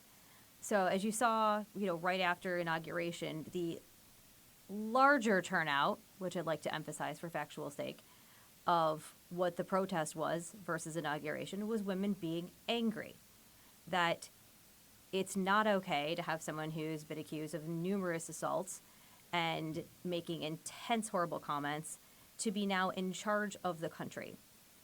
Because we have to remember that that's a bad role model, but not just for America. That makes a statement around the globe of who we are. Our president is our head of government and our head of state. And there you go. That is who we are now. And it became intensely unacceptable to most women who voted, and a lot of Republican women who sat in a position of not knowing what to do because they're offended by what was said, but they have ideals that sit in another space that really don't have a political place right now because of where the Republican Party has gone. So they've had to sort of be in this nowheresville where they're running for office on their own merit, sort of more as individuals, almost less attached to, sticking to their party because that's where they were, but that's not really a home for them in certain ways. In a lot of ways, it's been the experience of a Trump presidency and Kavanaugh has been very triggering to so many women who've spent their lives in and out of situations and navigating a world where you've either been assaulted, assaulted people, you've been raped, your friends have been raped, you've gone through these situations. This is very personal. And so the anger and the standing up and the running and attempting to do something about it is coming from sisters and mothers and people who are women who just want to be seen as people and not constantly objectified anymore. And especially by the top of the food chain right now. Dr. Kino? Yeah, I think it's interesting if you go back and listen to President Obama's last speech as president. One of the things that he did with that speech, his farewell speech, was talk about how it's one thing to show up and vote every few years and think that that's what democracy is. It's another thing to actually bear the burden yourself. And as democratic citizens, you have an obligation to actually participate and become involved. And it was really a call to a new generation to participate and run for office at all levels. And it was something that we hadn't seen Democrats do for an entire generation. For an entire generation, Democrats have been focusing on national politics. And the Republicans demonstrated that investing in state and local politics pays dividends. And so I think that a lot of voters who feel isolated by the Republican Party, who feel that the party doesn't necessarily represent their interests, have decided to run themselves. And, the biggest, obviously, of all of these groups is women. The huge gender gap in terms of approval of President Trump is just one example. Ultimately, we may talk about 2018 as the year that you had an incredible diversity of candidates who just decided to run against all odds and ended up pulling it off. And so it's interesting to watch history being made right now, and to see people who are just dissatisfied with being passive citizens as taking an active role. And I think that's kind of what's going on. So very quickly, I want to throw it over to our Studio B, where Georgia Geen, our political director, is keeping track of several election results. Thanks, Fidel. Democrats have taken 4 out of 7 called competitive races in the House. These include races in Virginia, Florida, and Kentucky. Results for Virginia's 7th District will not be available for some time, as voting in 2 Chesterfield polling locations was extended until 9 p.m. Democrat Abigail Spanberger leads incumbent Republican Dave Bratt by less than 0.5%. Overall in the House, Democrats lead in just over half of uncalled competitive House races that have precincts reporting, but the margins are very slim in many races. In the Senate, the race between Republican incumbent Ted Cruz has gone back and forth throughout the hour. At the moment, with 7% of precincts reporting, Beto O'Rourke leads Cruz by less than 0.5 point. Multiple outlets have reported that incumbent Democratic Senator Tim Kaine has defeated Republican Corey Stewart in Virginia. CNN has projected that the Republicans will maintain control of the Senate, but Democrats will likely take the House. With the Commonwealth Times and WVCW, this is Georgia Geen.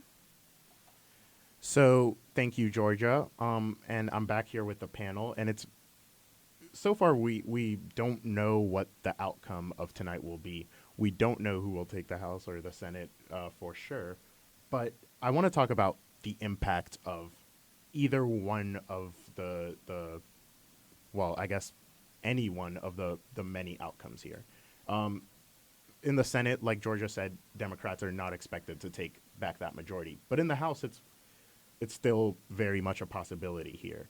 What changes in terms of the course of policy in this country should Democrats take back one chamber, specifically the House? What could be different in this country? It has a huge effect. I mean, right now the Republicans have unified control of the House and the Senate and the presidency. What happens if the Democrats take the House? One branch of government is that the agenda stops first and foremost. The Republicans are unable to pass policy, so they have to start working with Democrats. They are not in a position of power in that regard. It also gives Democrats who are House members an opportunity to pass legislation that would be a preview of what a Democratic-controlled Congress would look like. But perhaps the biggest consequence is that it would give Democrats a majority on committees and allow them to investigate the Trump administration for a number of issues, including the Russian interference, some of his annulment lawsuits. There's a lot to work with there that Democrats could start pursuing, and this would give them fodder for the 2020 election. So having control of the House is not just about passing laws. It's also about investigating the president, and the House would have some power to open investigations and compel members of the Trump administration to testify publicly. So I want to stick with the Russia investigation and I guess some of the other investigations that are going on in Congress.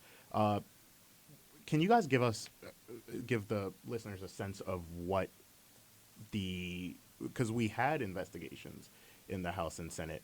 Can you guys give us a sense of what the outcome of that was, or how those investigations went? It's hard to really discuss, I think, because when you have a party in power investigating itself, it's hard to mitigate bias. And I think that's a lot of what we've seen. We've got Trump at the head of the Republican Party. They are investigating him. Any Democrats on committee have been secondary. So it's been rare to find the few Republican members who are willing to be unbiased enough to say, hey, there's some problems here. We really need to look into this. I mean, we've seen Devin Nunes go back and forth and create issues. There's been stalling. There's been evidence sort of dismissed. The only thing we know that's been continuous has still been the Mueller investigation, which, is out of Congress's hands. So in that sense, it really, and it's not to say that the opposition in charge is unbiased in its own right. It's just that there has to be at least the sense of getting an investigation or holding it steady, and not the constant, maybe we'll fire people, having a check on this. Because the reality is, partisan politics aside, the only thing that keeps a solid democracy together is rule of law, which means everybody, no matter if it's your own party, if we are not holding our own people to our own ethical standards, we don't have good governance. It's a generalized problem. It's a problem with many systems. It will destroy us from the inside out. Yeah, and just with regard to the investigations, there were two separate investigations. One that was launched in the House and one that was launched in the Senate. In the Senate, it's been widely described as a good faith effort, bipartisan. Our own Senator Mark Warner, who's a Democrat, has taken a leadership role in the Russia investigation in the Senate. But the House is largely seen as sort of just a politicized maneuver to protect the president's interest. And so the flip side of that is that you would have those committees being flipped from Republican to Democratic control. And it would give the Democrats to open all sorts of investigations. Of course, the biggest is, whether the Democrats would find it in their interest to impeach the president, which they could do with the majority. I'm not sure that they would necessarily do that, or that they would feel, with the momentum of winning the House, that they would need to impeach the president on the eve of the 2020 election.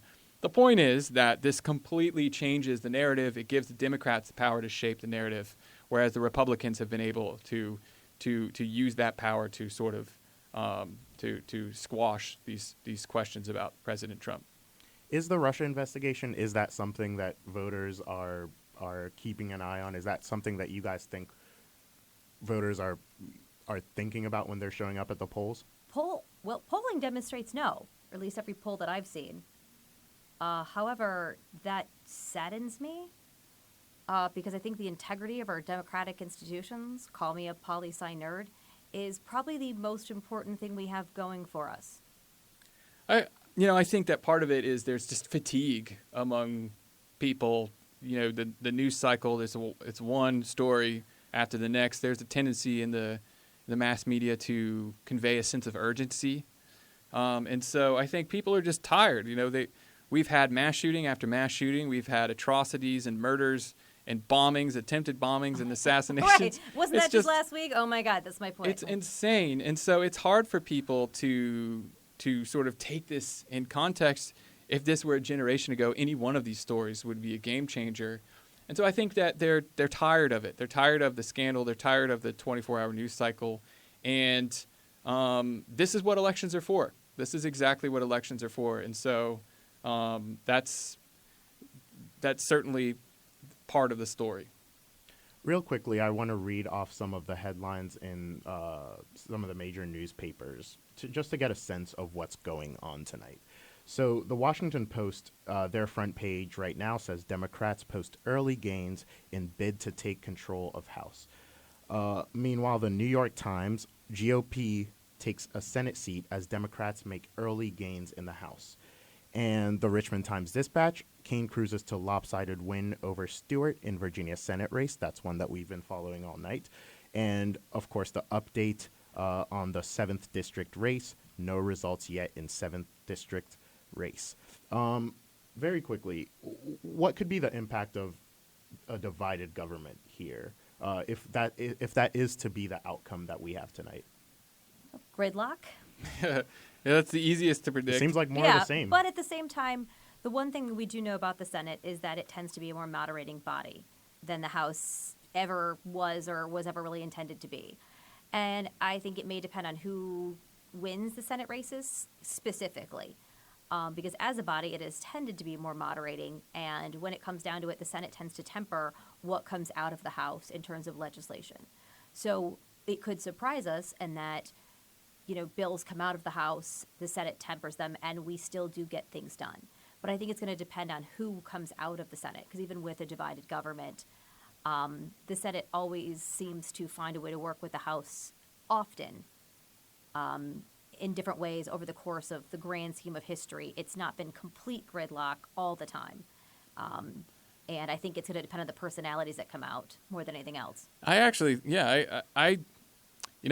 I think we might be surprised at the actual level of functioning governance that we might get out of this. I think that the Democrats win the House and the Republicans hold on to the Senate. There's a lot of stuff that we need to do. There are a lot of issues that we need to tackle in terms of public policy. And I think that there will be a window to make some deals and to actually reach across the aisle and take care of some of the issues. One of the issues we saw This past Congress that didn't really get addressed was immigration, a DACA fix, for instance, for all the undocumented dreamers. The thing is, the Senate, there are many members of the Senate who are willing to come to the table and talk about a compromise when it comes to immigration reform. The problem has been the Freedom Caucus in the House of Representatives. They have pushed the conversation too far to the right such that there really hasn't been room for compromise. Well, when you have a Democratic-controlled Senate, there is a lot more room to compromise. The Freedom Caucus is now removed from the equation. House, excuse me. The Freedom Caucus is removed from the equation, and they're not players in this game. And so, you can imagine a scenario where you have the House passing an immigration bill that's probably very progressive, and the Senate taking that bill and moderating it a bit and giving the president some token things. The president is the obvious X factor. We don't know what the president is going to do. He's made his career out of being a hardliner on immigration. But, we all know that Trump is very creative at finding ways to claim victory. And so we may well have immigration fix. There's something else that comes to mind is infrastructure. You might have an infrastructure spending bill. Thus far, that has been dominated by fiscal conservatives who don't really like spending. They don't like allocating public money, and they prefer to use private money for infrastructure investment, which is really kind of problematic because the sum of money that we're talking about to actually repair some of the roads and the bridges and our infrastructure is far beyond what the private sector is able to invest. And so now we might see the conversation, at least the needle getting pushed a little bit closer to the center, whereas in the last few years it's been dominated by the right. So very quickly, I want to read out some of the results in the House of Representatives. So in Virginia's 10th district, Barbara Comstock, the incumbent, has lost her seat to her challenger, Jennifer Wexton. And that's a seat that's been held by Republicans for at least a while now. I don't have the exact statistics right now. In the 5th district, Denver Riggleman will keep his seat against his challenger, Leslie Cockburn. And, of course, we had the 4th district where Donald McEachin will also keep his seat. And that's, of course, this district if you're here at VCU. In the 15th district in Florida, the Republican will hold her seat there. That's Ross Spano. And in Florida's 26th district, that has flipped to the Democrat, where Debbie Mucarsey-Powell will Debbie Mucarsey-Powell will take the seat from Carlos Curbelo, who was the incumbent there. Florida's 27th, Maria Elvira Salazar, her district has flipped as well to Donna Shalala, who is the Democratic challenger there. And then in Kentucky's 6th district, Kentucky's 6th district, Andy Barr, the incumbent there, will hold his seat against his challenger, Amy McGrath. So it's still very early on. We still don't know what will come of this.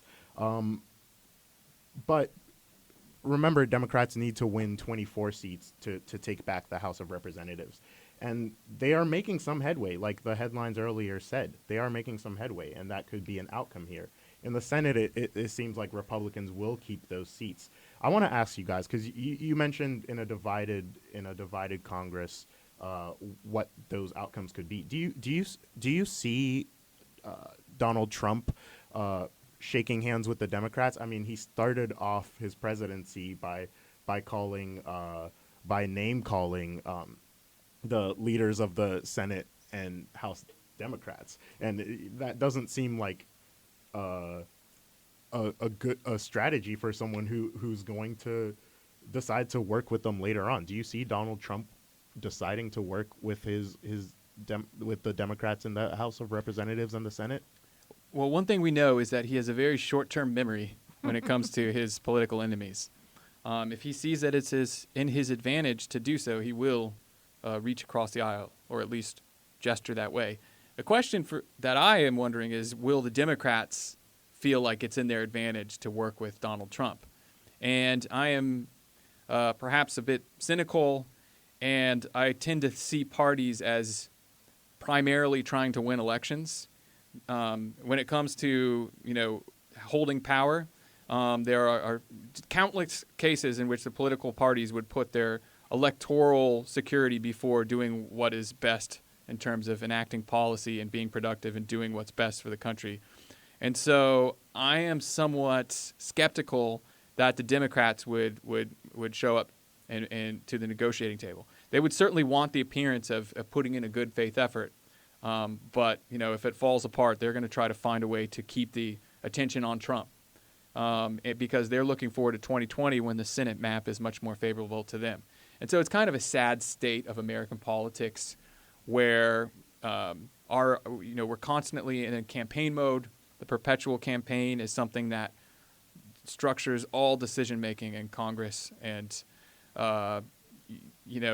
both parties have this belief that, just give us one more election cycle and we'll control all government so we don't have to work with the other side. And so, I can see some compromise on certain issues where people's well-being is at stake. Immigration is one issue that we can, the Democrats, I can see them wanting to take that off of the table before 2020 by hammering out some sort of immigration compromise. But ultimately, the parties are going to do what they think is going to help them win in the next election cycle. See, I'd argue that in past years, it would be politically viable to work with an opposition president. This one is highly toxic to your campaign chances in 2020. To have to say, to have a primary challenger tell you, well, you cooperated with Trump, why should we trust you? I mean, and that's the scare tactic, that's the concern for the party, is how that will play out for them. So it's really hard to look at making a deal with the devil in that kind of sense politically, that it will be held against you later, even if something good comes out of it, because you can already see the attack ads against you coming. And it makes a lame duck section for both sides almost appear the more viable option, which is not good for all of us, but is better politically. So very quickly, I want to get an update, and we have John Carpenter in the building, and he's going to give us an update, I presume, on that same race that we've been watching all night. Same race, 7th District. Right now, we are waiting only on 3 precincts to come in: the Genito Precinct, Midlothian North Precinct, and absentee. Abigail Spanberger leads by about 2,400 votes. One of the big precincts that the Brat campaign was looking for was Cosby. He won Cosby by 1 vote.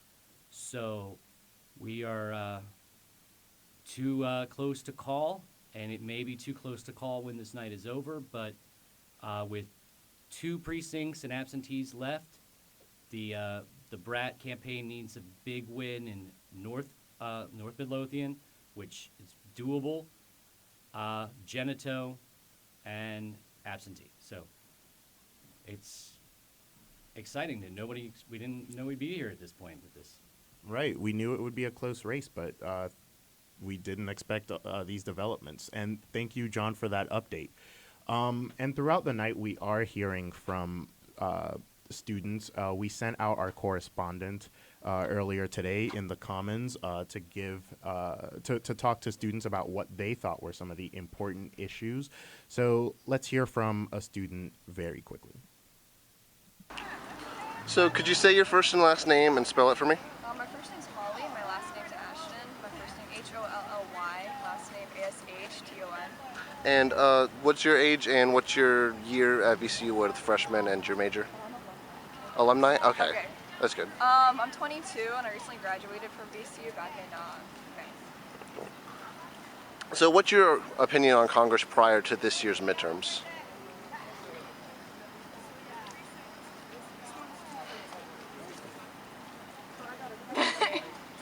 I mean, I just have a statement, it's not specifically about Congress, but as politics as a whole. I think the more that things become polarized, the more it's hard to get certain things done.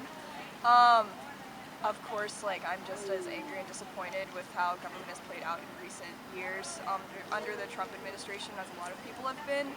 But I'm also, not gonna lie, a little bit worried that if there's like a complete polarized opposition to that, then the whole U.S. might just become more divided, and ultimately the same thing could potentially happen, just the opposite spectrum. So that's honestly my opinion of it. I really am just with politics as a whole. I'm getting very frustrated with how business-oriented they've become, and very frustrated with how polarized things are. They don't work together anymore, and I think ultimately that also makes America weaker. So, did you have any problems voting today, or was it pretty smooth? It was smooth. There's just a lot of people. I'm glad to see more people coming out, though. Did you feel your rights were respected during the process? Yeah. And so Virginia is one of only 4 states that permanently denies felons voting rights. The governor can restore those rights if they sign a petition for it. 7.8% of people weren't eligible to vote in 2016 because of this. Do you think that it should be changed, or why or why not? I think it depends on the felon. I hate to say, but I'm not super familiar with what's a felony versus a misdemeanor. If it's someone who was caught doing drugs and went to jail for that, I think they should still have the right to vote personally. But if it's someone who's committed murder or like mass financial atrocity, then to other people, then I think they should not be allowed to vote. And finally, why do you think it's important for Americans to vote? I think it's important for Americans to vote just because you want that change to happen. You don't want things to fall into a fascist state. Voting, having the right to vote is very important. There's different opinions on whether the vote sometimes is still as valid as it used to be, but I think as long as we just keep doing it and don't just keep people not having the mindset of, well, it won't matter anyway, that's how change happens. So I think voting needs to be accomplished. It needs to happen. So could you say your first and last name, your age, and your hometown? Okay, Sophia Skrepaszewski. I'm 21, and I'm from Richmond. From Richmond? Okay, cool. So what's your opinion on Congress prior to this year's midterm elections? I don't know. I try to avoid it because it's stressful, and so I think they can do a lot better. I think they can really listen to people and less on I'm not quite sure. It's just I haven't prepared. Okay. As a voter, do you feel rights of voters were respected during this process this year? I think so. I think they did a lot to make sure everybody voted. Yeah, you can. So are you familiar at all with felony disenfranchisement? No. So what it is someone convicted of a felony in the state of Virginia loses their right to vote. They can appeal it to the governor to have that reinstated. So in 2016's election, 7.8% of people in Virginia weren't allowed to vote because of felony disenfranchisement. Do you think that's something that should be changed in the future, and why or why not? I think it should be changed. I think everybody should have the right to vote. I think, just because you commit a felony doesn't mean that you shouldn't be able to vote. I think, it's a country that, everybody should have the chance to vote. It doesn't matter what you've done in the past. You should have a choice, ability to make a choice in your government because you're still living here. So why do you feel it's important for Americans to vote? I think, you have to have a voice in things that are happening. I think a lot of people don't just want to keep their head down, and for a long time I just wanted to keep my head down. But I think it's really important to make a make an impact and make a conscious decision. I don't know my words. Be able to make a difference in your own small way. I think there's a lot can change just by one vote. So can you tell me your first and last name, and your age, and where your hometown is? Hometown is Forest, Virginia. My name is Beverly Wary, and I'm 25 years old. What's your current opinions on the current Congress that's before the midterms? My opinion on Congress, I just feel like they're not doing enough. So I know that right now, we're at a critical point of election where we could have a shift in power, and I just think that where the country's going politically isn't where I want to see it. So I'm hoping that maybe by changing the people that are in Congress might evoke change in the system currently. So out of both the House and the Senate, who do you felt was the strongest candidate in this election? Probably the Senate. Do you have a specific candidate from the Senate? Senate Tim Kaine. Tim Kaine, right? Do you know why? Why do you think that? I vote for Tim Kaine just because, he's done a pretty good job so far, and, I have the same beliefs as he does, and I just believe that, well, hopefully, I know all politicians, have, like, different, they say one thing, sometimes it might be, like, another thing, like, they are, like, people pleasers, but I think, like, his ground beliefs, are similar to mine, so I'm hoping that, he continues to just, like, serve, like, our state and our country more for us. So, as a voter, do you feel the rights of voters were respected during the process this year? Right to vote, definitely. And did you have any problems at all when you were voting? No, not at all. Right. So, Virginia is actually one of 4 states that permanently denies felons vote. That's called felony disenfranchisement. They can appeal to the governor, though, and the governor can give them their voting rights back. So, in 2016's election, for example, 7.8% of people in Virginia couldn't vote because of felony disenfranchisement. Do you think this is something that they should change in the future, and why or why not?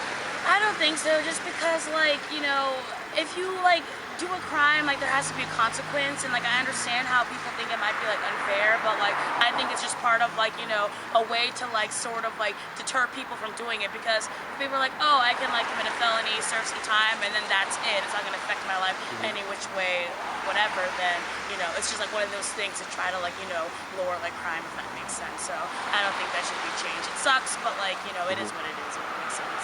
So why do you think Americans should vote? I think Americans should vote just because if we don't vote, then what's going to happen is, the people in charge are just going to, like, elect. If you don't vote, I feel like you don't have any room to complain, because the people that are, like, in charge, that are, like, incorporating, the rules that we have to follow on a day-to-day basis, they can take that power, it can go to their heads, and then we could see, like, a dystopian future, if that makes sense. So I think it's, like, important to vote and, like, let our voices be heard, because if we're voting and our voices aren't being heard and things aren't getting any better, then it's like, okay, something's got to give, if that makes sense. Like, if we're all getting together for the common good, then at least it shows that we're united and not, like, we care about what's happening, instead of being like, whatever, it is what it is, out of my hands, just sheep following, like, the herd, if that makes sense. So I want to quickly give an update on some of the races going on around the country. In the 2nd district, I'm sorry, we'll start with the Senate. So in the Virginia Senate race, we already knew Tim Kaine is the victor there. He beats out Corey Stewart, his Republican challenger. In the Indiana Senate race, Republican Mike Braun has beat out Joe Donnelly, who was the Democrat there.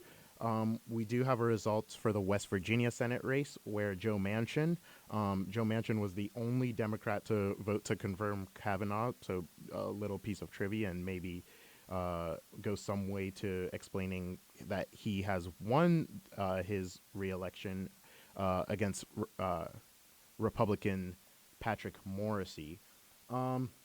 In the Georgia governor's race, Stacey Abrams, with 49% of precincts reporting, Stacey Abrams, or Brian Kemp, the GOP candidate there, has 54% of the vote, compared to Stacey Abrams' 44%, still early there. And in the Florida governor's race, where Andrew Gillum is challenging Ron DeSantis for the governor's seat there. Andrew Gillum, the Democrat, has 48% to DeSantis' 50%, and that's with 93% of precincts reporting. To wrap up tonight, I want to talk about some of kind of the Trump effect internationally. It's been kind of a common theme for the media and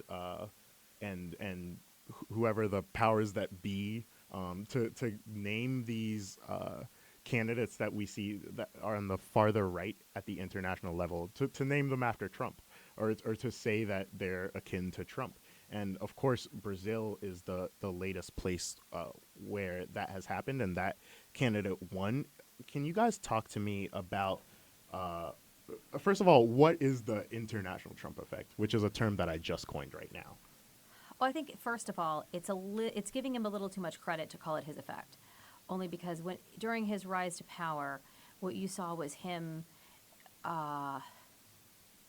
really fawning at the feet of authoritarians and dictators all over the world. So, he took on an appreciative view of a particular kind of persona to begin with. So those there have been others that have followed after him, but he certainly wasn't the first. I just think that as an American president, it is unprecedented to see one fawning over leaders like Duterte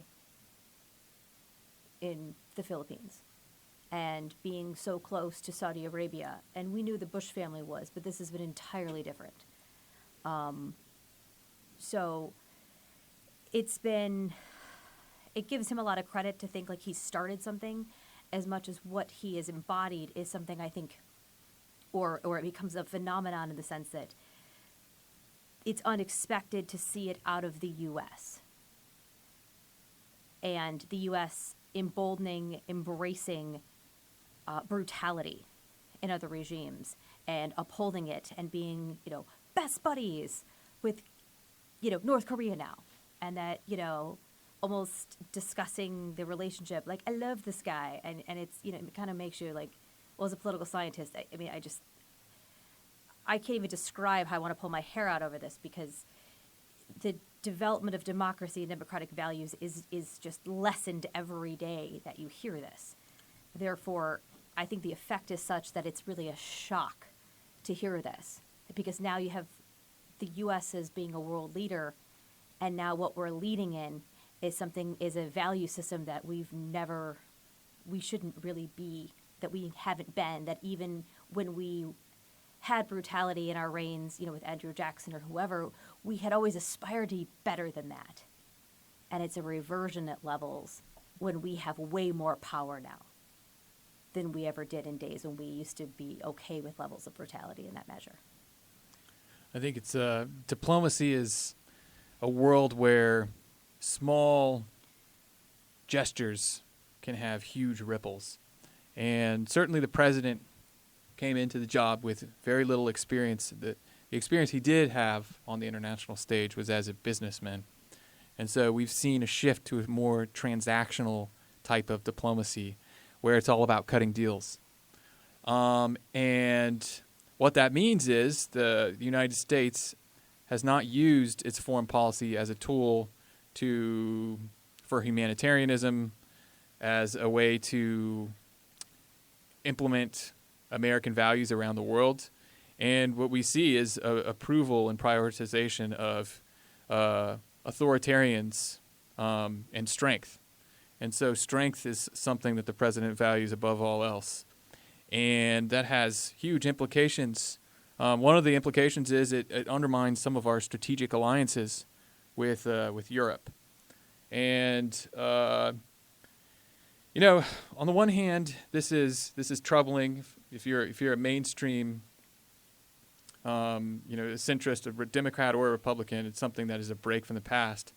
On the other hand, when I was coming to age, there was a lot of frustration that the United States was acting as the police of the world and engaging in foreign conflicts all over the world, sort of recklessly, and trying to build nations into democracies that ultimately didn't prove fruitful and cost hundreds of thousands of lives. And so it's kind of weird because Trump is playing a role of somebody who's an isolationist at a time when a lot of people, especially on the progressive left, were sort of liking isolationism as opposed to making war. But on the other hand, it's not very productive, and it's not guided by any sort of moral compass. It's more about strength and power. So who knows how this will shake out in terms of the long-term effects on diplomacy. There's very low morale inside the State Department. A lot of people have left. An entire generation of diplomats have left the State Department simply because they don't agree with the mission. And so that's actually really effective at advancing American foreign policy through diplomacy is these career diplomats. And this is going to have a generational impact on American foreign policy. We want to look at just something that happened this morning that I read about, I think it was BBC or Independent, right when I got up. it should be the most telling thing of all of how we understand how this affects the world. And I'd really like to implore Americans to think about, it's great to vote your pocketbook, it's great to vote your values, but it's not just about you. When you're a citizen of a global power and a world player, we have a leadership role to play, and that's your leadership role too, regardless. Because this morning, Emmanuel Macron made a speech suggesting that Europe needs a continent-wide army. I want that to sink in for a second, very clearly. This is a continent that we went over to twice to defend as a friend and to rebuild after World War II, to end fascism, to end Nazism, to end things that we are seeing erupt in our own country now.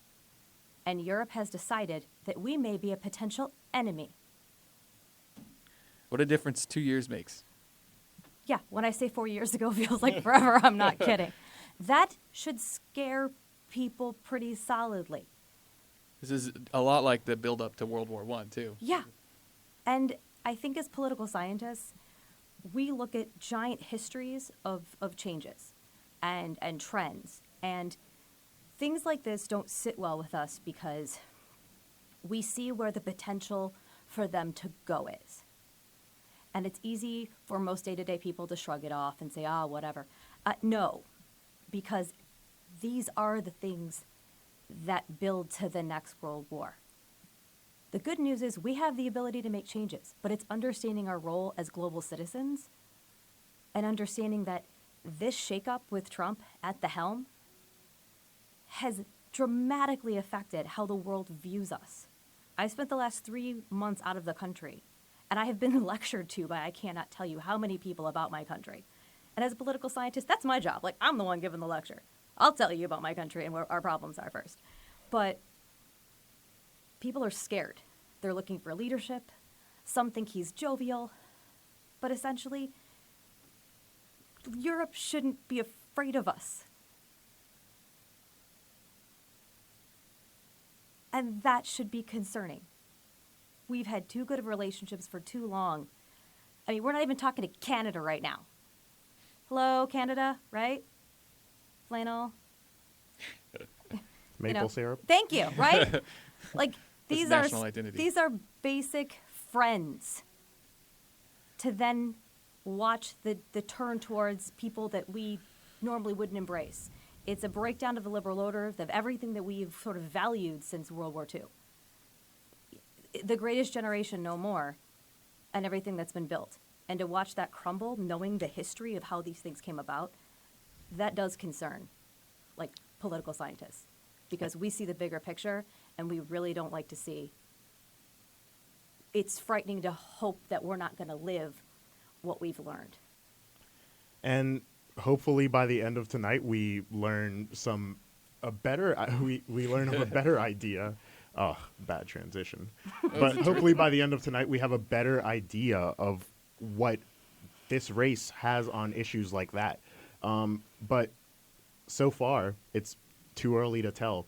And, while the results will come in and that'll certainly be something to watch throughout the night, but I think that does it for us tonight. And thank you so much to our panelists. Thank you, Dr. Alex Kina. And thank you, Dr. Andrea Simonelli. And thank you to you, our listener. And that does it for us tonight. We're out, and see you next year. You're listening to WVCW Richmond at WVCW.org. Yeah. Thanks for having me again. So could you say your first and last name and spell it for me? My first name's Holly, and my last name's Ashton. Yeah, me too. My first name H-O-L-L-Y, Hopefully there's pizza. last name A-S-H-T-O-N. And what's your age and what's your year at VCU with freshmen and your major? Alumni? Okay. That's good. I'm 22, and I recently graduated from VCU back in May. So what's your opinion on Congress prior to this year's midterms?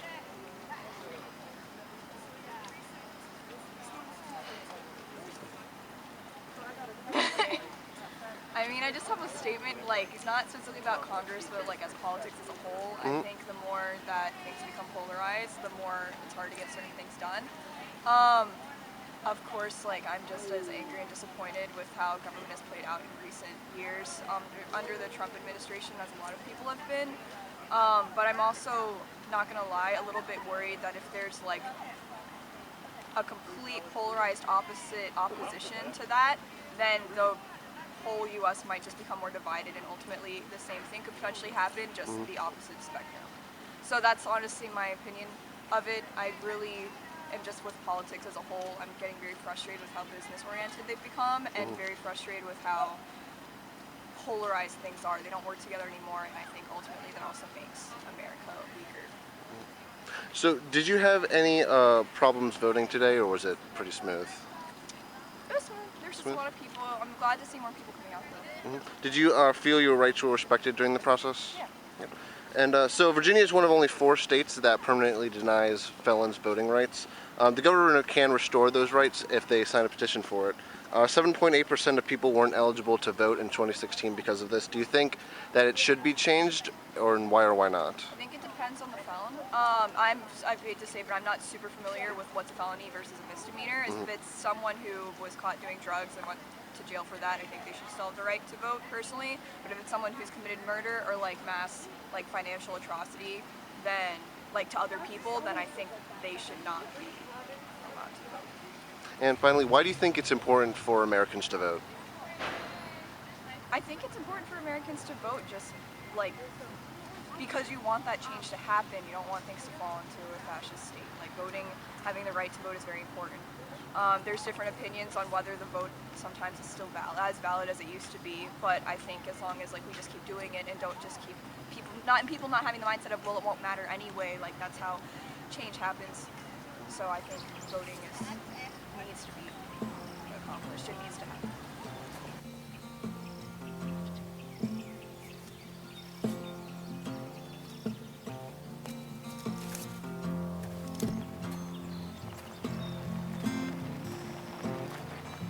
Say it's here where our pieces fall in place. Any rain softly kisses us on the face. Anywhere means we're running. We can sleep and see them coming. Where we drift and call it dreaming. We can weep and call it singing.